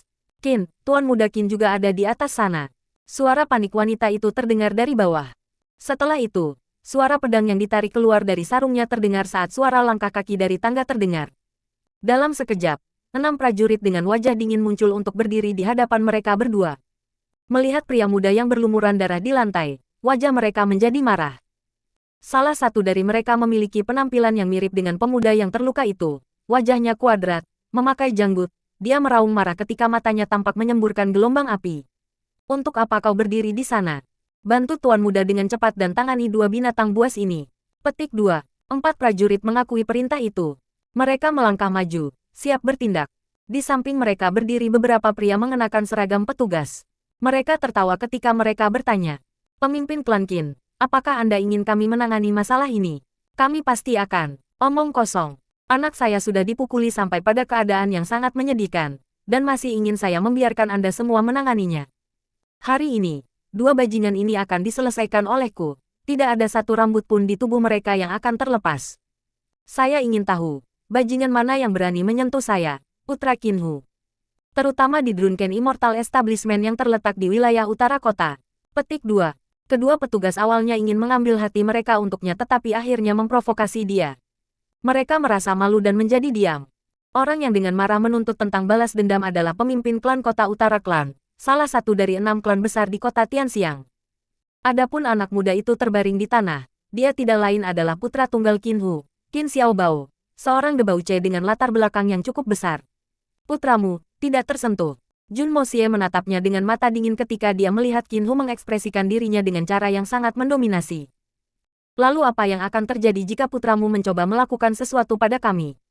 Apakah Anda mengatakan bahwa kami, manusia biasa, hanya dapat diganggu oleh putra Anda? Petik 2. Qin Xiaobao tentu bisa dianggap sebagai debauce dengan latar belakang yang cukup besar. Tetapi harus dibandingkan dengan orang yang tepat. Dan hari ini akan ada malapetaka baginya. Karena dua orang yang dia temui kebetulan adalah dua debauce dengan dukungan terbesar di ibu kota. Selain itu, salah satu dari mereka sangat membutuhkan untuk melampiaskan kemarahannya. Situasi saat ini Qin Xiaobao sama saja dengan kelinci kecil yang pamer di depan harimau dan serigala.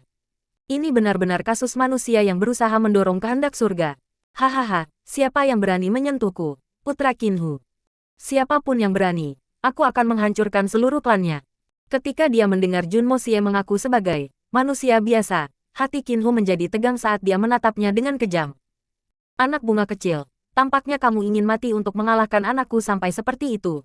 Otherworldly Evil Monarch Chapter 48. Pref semua chapter next PDF opsi. Penerjemah, editor novel garis bawah saga. Novel garis bawah saga.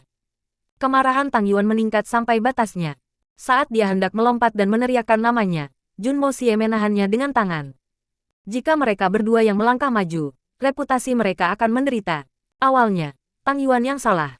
Jika Qin Xiaobao tidak mengutuk dengan cara yang begitu kejam, maka seluruh masalah ini akan berakhir hanya dengan beberapa kata. Namun, setelah mendengarkan kata-kata Qin Hu, niat membunuh Jun Moxie menyala. Perilaku Jun Moxie tidak pernah tentang moral. Dia akan bertindak atas kemauannya sendiri, memutuskan apakah seseorang adalah sekutu atau musuh dalam sekejap. Setelah mendengar kata-kata Qin Hu, Jun Moxie telah memutuskan untuk tidak menunjukkan belas kasihan kepada klan kota utara. Seperti ayah seperti anak. Siapa yang tahu berapa banyak orang yang akan menderita di bawah orang-orang ini? Mempertimbangkan bagaimana ayah dan anak itu bajingan, Jun Moxie percaya bahwa membunuh mereka akan menjadi tindakan membantu surga memberikan keadilan, sesuatu yang akan menghasilkan karma hebat. Pemimpin pengawal keluarga Tang berdiri. 3 lelaki lain di belakangnya mengikuti, ketika tubuh mereka semua memancarkan sinar perak. Keempat ahli Silver Swan melangkah maju bersamaan, tatapan mereka seperti pedang. Hanya Qin Hu sejenak terkejut saat dia merasakan tekanan kuat menyatu dengannya. Pikirannya berpikir dan tubuhnya menyalurkan Suan Qi, menyebabkan tubuhnya bercahaya dengan cahaya keemasan. Dia kemudian menarik kembali sikap arogannya dan dengan hati-hati menjawab, "Saya Qin Hu, pemimpin klan kota utara klan. Bolehkah saya bertanya siapa Anda?" Petik 2. Seorang ahli Gold Swan. Sebagai penguasa klan, Qin Hu ini memang bukan orang biasa. Namun, hati ahli emas Swan ini saat ini berdebar kencang. Setelah menyaksikan kekuatan dari pihak lawan, pemimpin klan kota utara klan segera mengubah sikapnya. Secara alami, dia tidak akan memandang para pakar Silver Swan itu dengan tinggi. Tapi masalahnya adalah bahwa dua bajingan itu mampu memiliki 4 ahli Silver Swan sebagai pengawal. Apa artinya ini? Jenis dukungan apa yang dimiliki keduanya? Mungkinkah putranya sekali lagi memprovokasi seseorang yang tidak seharusnya? Seorang ahli Gold Swan memang memenuhi syarat untuk menjadi klan leader. Di dalam kota, Qin Hu dianggap sebagai individu yang cukup berpengaruh. Namun, jumlah orang yang tidak mampu memprovokasi Qin Hu tetap besar. Qin Hu ingat bahwa belum lama ini, putranya telah memprovokasi tuan muda yang sangat tampan dengan menganiaya seorang pelayan cantik tuan muda itu. Saat itu, tuan muda tidak membalas dengan cara apapun. Namun, setelah malam tiba, semua anggota senior klan Kota Utara ditangkap. Mereka kemudian dipindahkan ke tempat tersembunyi. Adapun Qinhu, budidaya Suan Qi-nya yang pernah di puncak Gold Suan akhirnya jatuh ke bawah satu tahap ke tingkat menengah Suan emas setelah terus-menerus dikalahkan oleh mereka. Putranya, Qin Xiaobao, di sisi lain, memiliki dantiannya rusak dan tidak bisa lagi mengolah Suan Qi. Setelah 3 hari 3 malam, mereka akhirnya dibebaskan. Tetapi harga kebebasan tidak menjadi apa-apa selain pion tuan muda itu. Bahkan setelah itu, dia masih tidak bisa mengetahui identitas tuan muda itu, tetapi dia bisa menebak bahwa dia kemungkinan besar berasal dari salah satu klan dengan otoritas setinggi langit. Di hadapan para bangsawan berpengaruh dari istana kerajaan, bahkan ahli bumi Suan rata-rata tidak mampu memprovokasi mereka, apalagi ahli emas Suan Qi.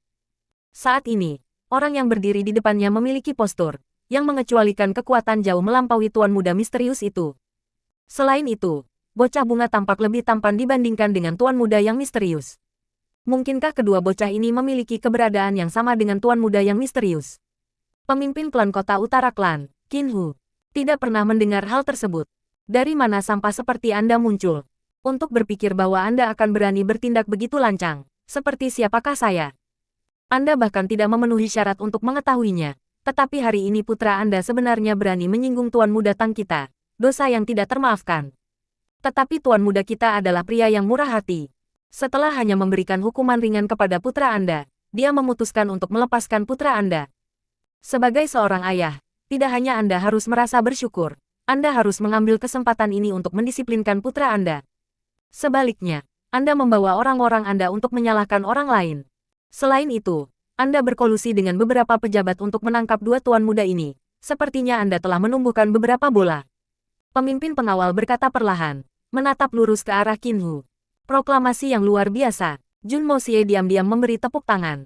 Dengan hanya beberapa kalimat, pemimpin pengawal ini telah melemparkan semua kejahatan ke Qin Xiaobao, tidak memberikan ruang bagi Qinhu untuk membantah. Tapi tidak hanya itu, dia mampu mengubah reputasi Fatih Tang menjadi seseorang dengan kelas yang hebat. Hanya dengan mempertimbangkan keahliannya dalam omong kosong, pria ini tentu saja merupakan bakat yang benar-benar hebat. Tuan muda sulung keluarga Tang. Mendengar kata-kata itu, Qinhu hampir pingsan di sana.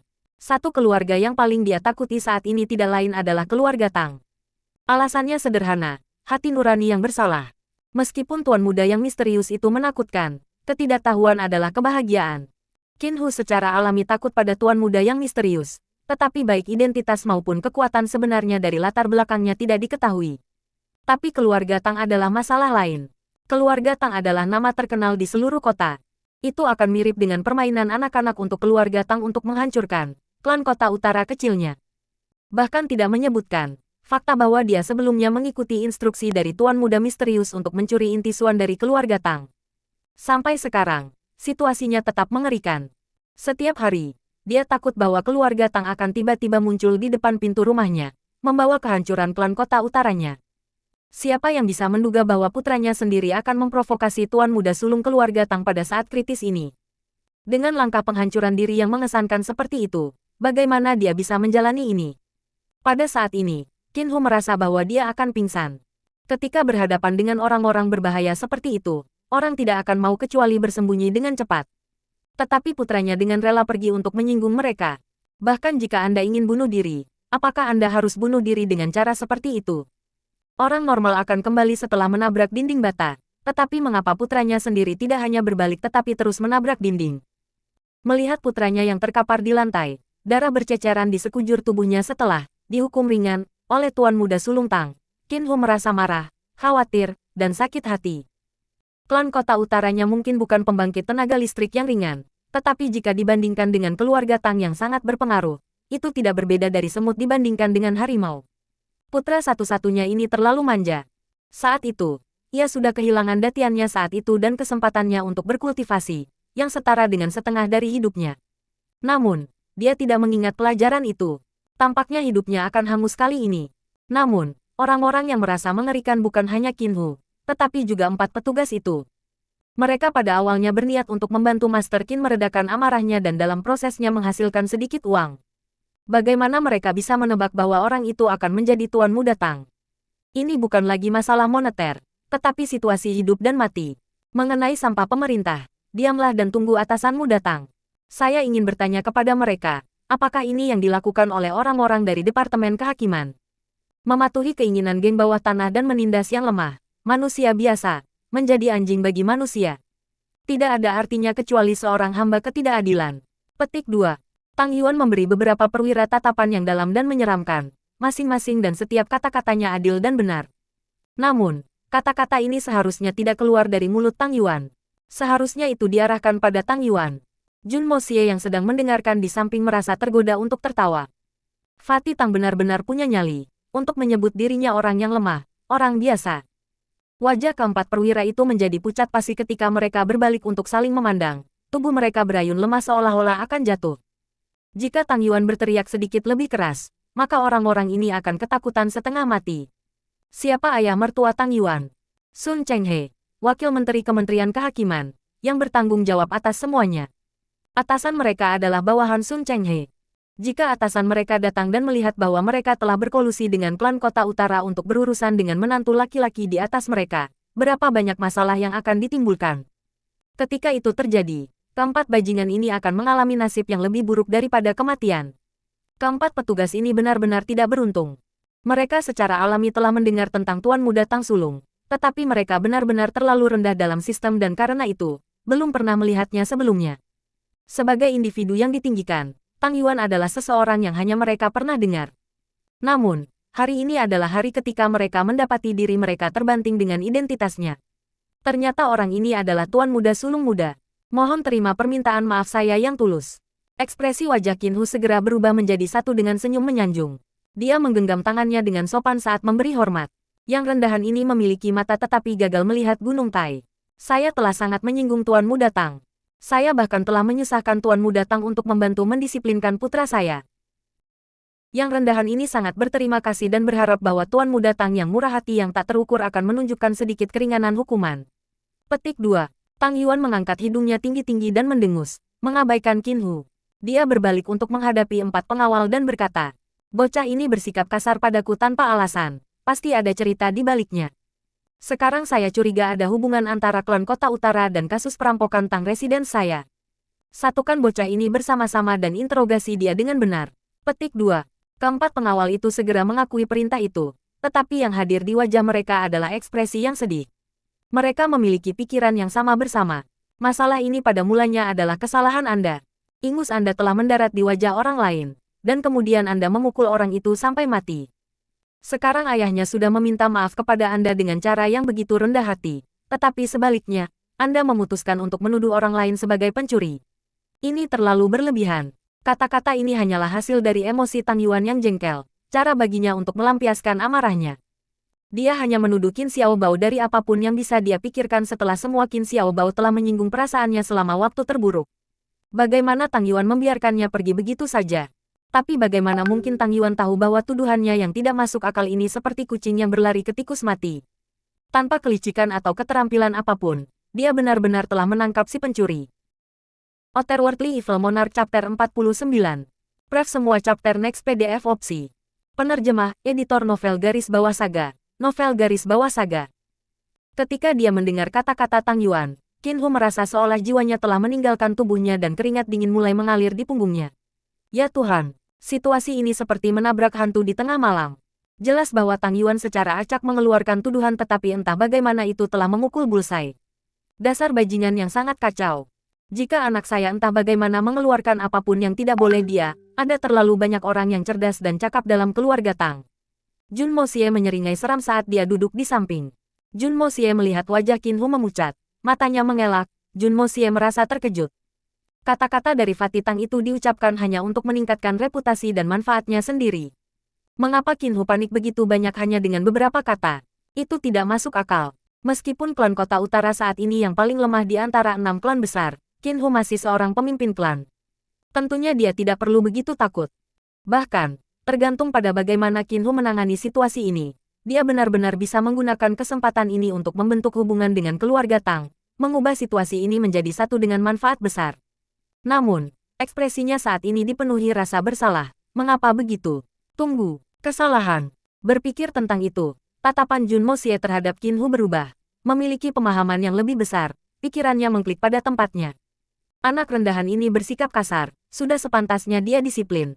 Tetapi, dapatkah saya meminta izin untuk pertama membawanya kembali untuk mengobati luka-lukanya sebelum mengirimnya ke kediaman Tuan Muda Sulung untuk tindakan disipliner?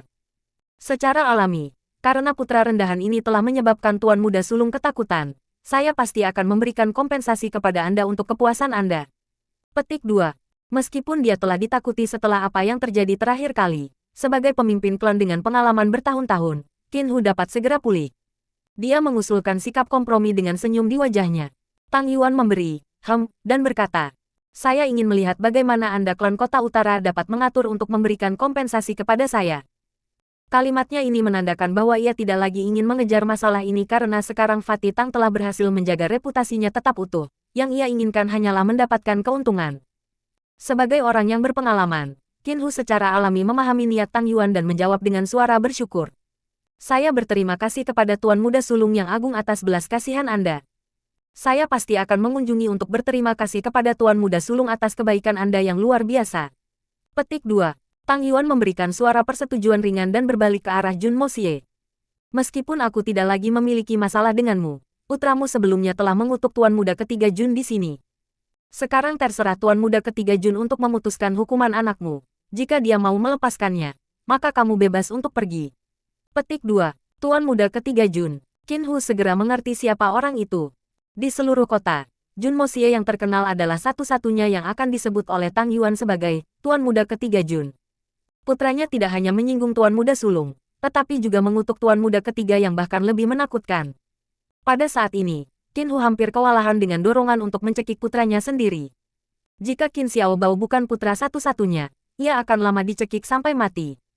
Jun Moxie memandang Qin Hu, kilatan muncul di matanya sebelum menghilang, dengan cepat memutuskan apa yang harus dilakukan. Qin Hu dan putranya Qin Xiaobao kasar, sombong dalam melindungi kepentingan diri mereka sendiri. Jun Moxie hanya bisa membayangkan berapa banyak dosa yang telah dilakukan keduanya.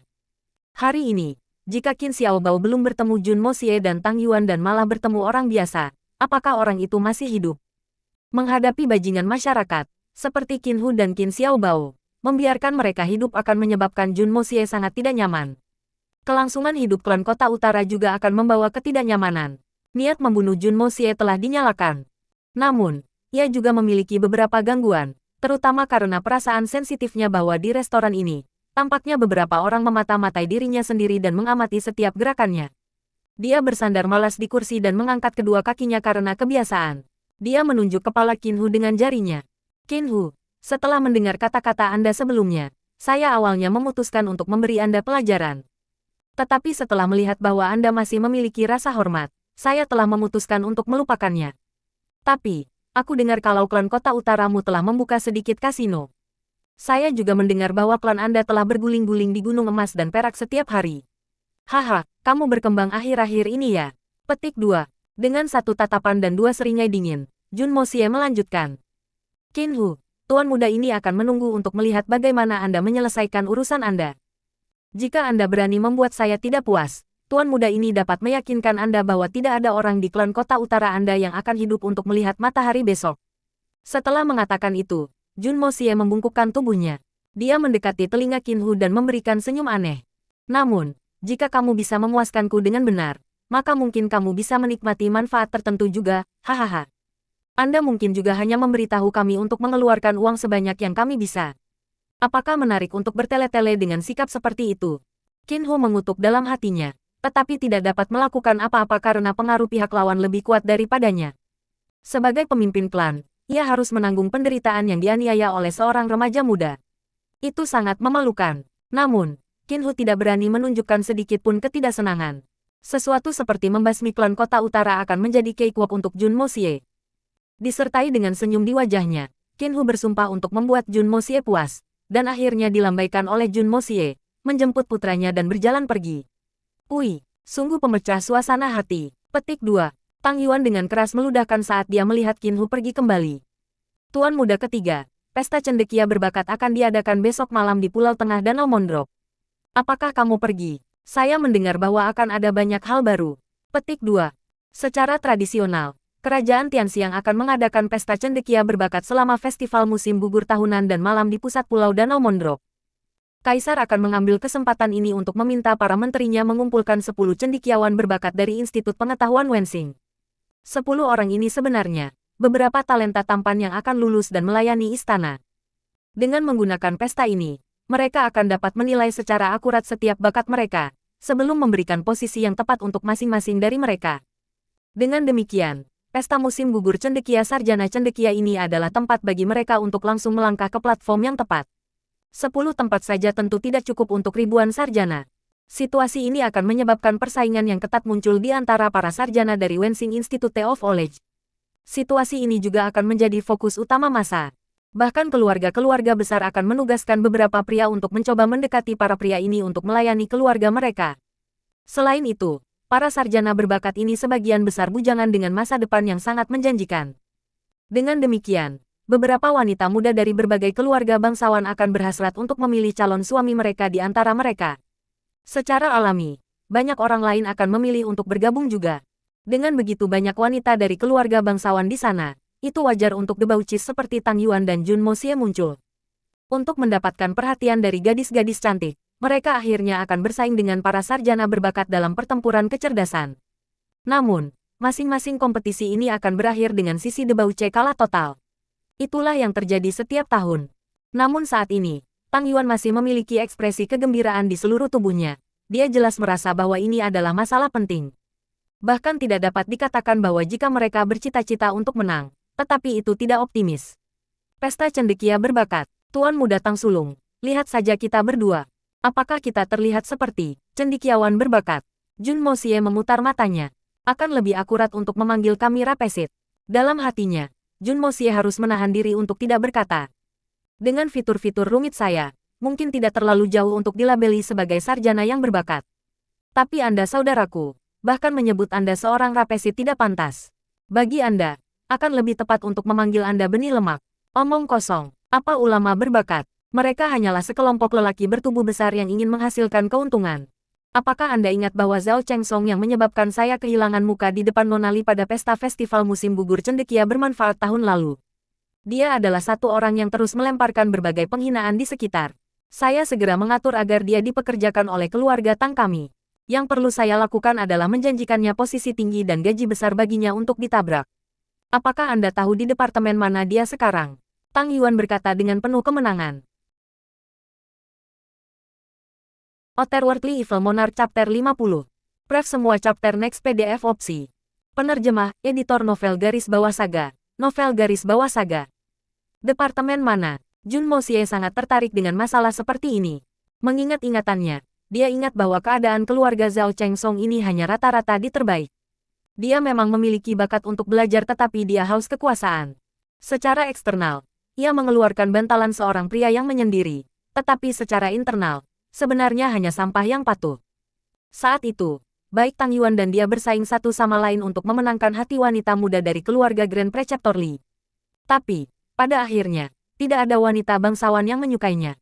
Jadi bagaimana mungkin Tang Yuan tiba-tiba menjadi begitu murah hati untuk membawa orang seperti ini? Itu sama sekali bukan cara Tang Yuan melakukan sesuatu. Pertama-tama aku menempatkannya di Kementerian Pendapatan Negara, lalu pamanku menemukan kesalahan padanya dan membuatnya dipindahkan. Setelah dia pindah beberapa kali, tugasnya sekarang adalah menggosok punggungku setiap kali aku mandi dan mencuci cucianku setiap hari. Pakaian selir saya yang lebih rendah juga tanggung jawabnya. Selain itu, dia tidak punya tugas lain. Petik 2. Tang Yuan tertawa ganas. Jika dia tetap keras kepala dan diam sampai akhir, maka saya akan membiarkannya pergi dan berhenti menyiksanya. Tapi lelaki tak berperasaan ini benar-benar berusaha bersikap tinggi dan perkasa di depanku mengatakan hal-hal seperti, cendekiawan dengan reputasi terhormat dan mengagumkan. Wih, bajingan itu. Karena dia ingin merobek rok di Residence Grand Preceptor Li, aku hanya akan membiarkan dia mencuci rok setiap hari. Petik 2. Paman Tang Yuan adalah Menteri Luar Negeri untuk Kementerian Pendapatan Negara. Sesuatu seperti mendemosi orang baru adalah sesuatu yang mudah dilakukan. Puff. Jun Moxie meludahkan seteguk teh ke wajah Tang Yuan dan terbatuk. Pamanmu benar-benar mendengarkan kata-katamu. Tuan Muda Sulung Muda, tidakkah menurut Anda apa yang Anda lakukan terlalu banyak? Tidak peduli bagaimana Anda melihatnya, ia masih seorang sarjana yang berbakat. dan lulusan Institut Ilmu Pengetahuan Wensing untuk diunggulkan, seseorang dengan beberapa kemampuan. Tindakan semacam ini terlalu menghina. Terlalu menghina. Tuan muda ketiga, saya menemukan kata-kata Anda ini tidak menyenangkan. Kualifikasi apa yang dimiliki orang-orang itu? Mereka tidak lebih dari sekelompok kutu buku. Jadi bagaimana jika semua yang mereka pelajari adalah cara surgawi membawa perdamaian dan kemakmuran ke negara? Mereka hanya mampu mendiskusikannya di atas kertas, tidak pernah memiliki keinginan untuk menggunakannya, membiarkannya membusuk di dalamnya. Memiliki banyak pengetahuan tidak sama dengan memiliki banyak kemampuan. Yang paling penting, itu tidak menyamakan memiliki karakter yang hebat. Hanya dengan mulut yang fasih, bagaimana seseorang bisa dianggap sebagai bakat? Orang-orang ini tidak memiliki arti sama sekali. Institut Pengetahuan Wensing, tidak ada yang berlebihan. Dalam sejarah panjang kerajaan Tianxiang ini, berapa banyak orang terkenal yang diproduksi oleh Institut Wensing? Ui, petik 2. Tang Yuan tertawa kecil dan menepuk pundak Jun Moxie. Tuan muda ketiga, kita berdua tidak bisa dianggap orang baik. Tunggu, apa maksudmu? Kita berdua tidak bisa dianggap orang baik. Petik 2. Mendengarkan Tang Yuan, Jun Moxie awalnya setuju dengannya beberapa kali. Diam-diam bertepuk tangan. Dia sangat setuju dengan perspektif ini, ketika para siswa yang lulus dengan nilai terbaik dari sekolah-sekolah yang berorientasi ujian baru saja memasuki dunia kerja. Mereka tidak akan ada apa-apanya dibandingkan dengan para elit sosial yang pernah matang dalam praktik. Sepertinya tidak masalah di tempat apa, ada beberapa hal yang serupa. Tanpa diduga, Tang Yuan benar-benar memiliki perspektif seperti itu.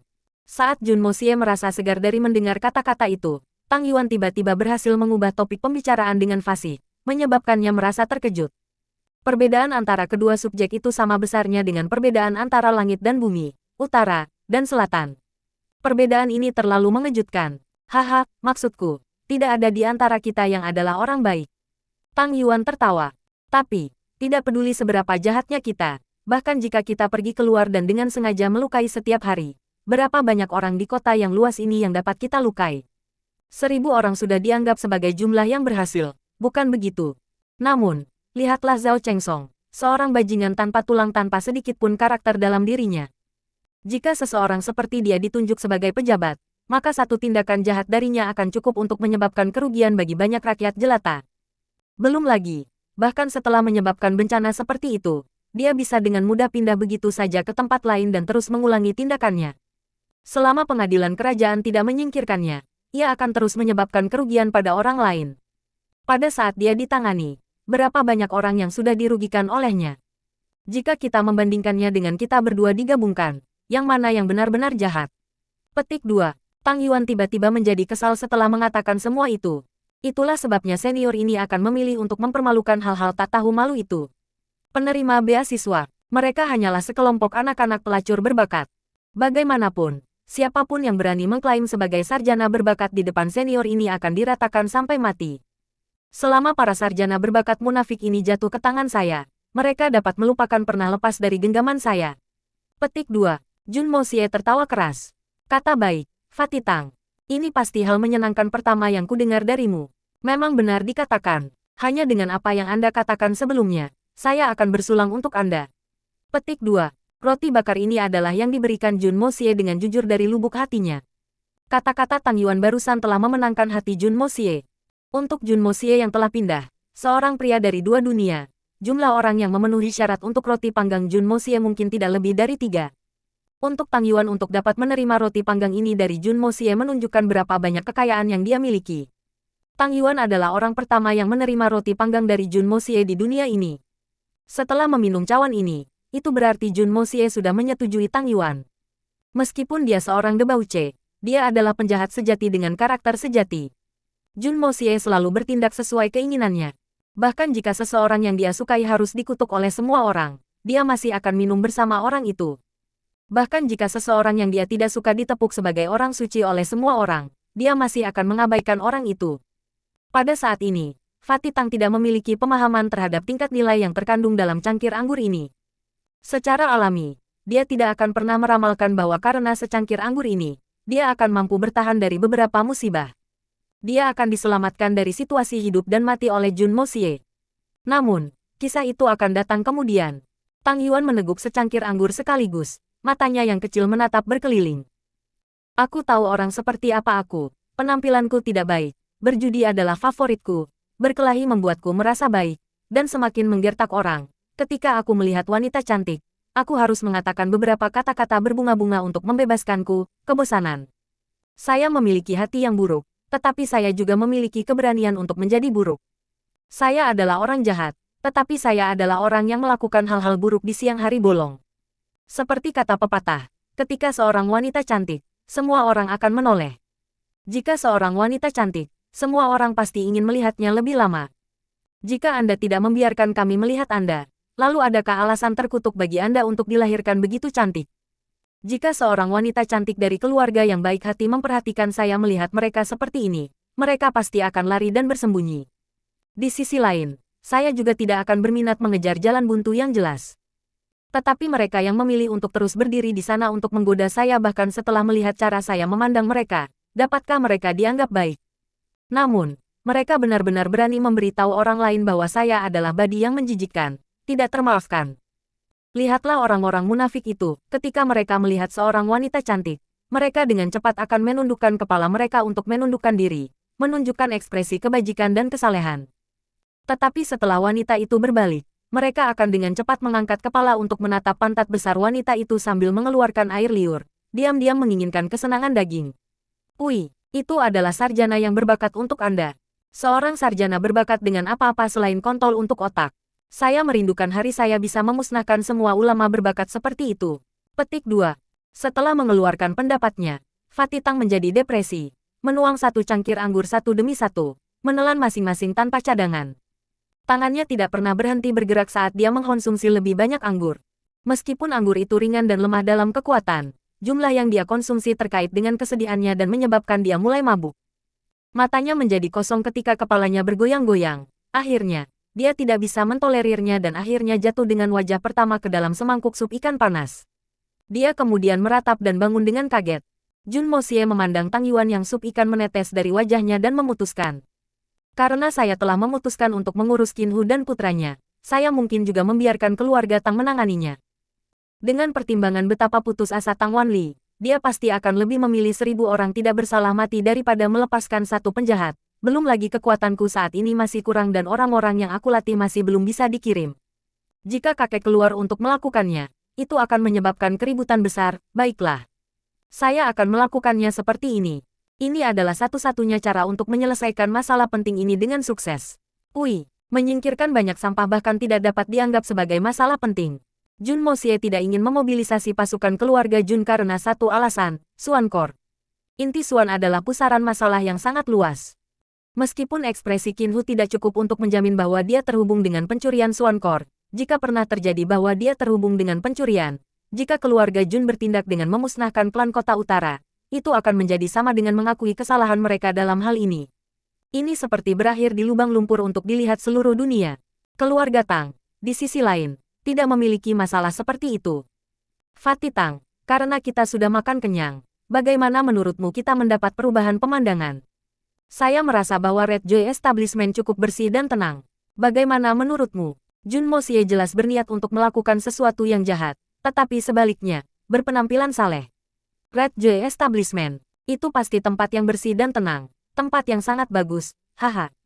Mata Tang Yuan cerah dan dia muncul dari mabuknya, wajahnya memutar dengan keinginan. Hahaha, Tuan Muda Ketiga, kamu memang benar-benar teman sejati. Ayo, ayo, ayo, ayo langsung ke sana.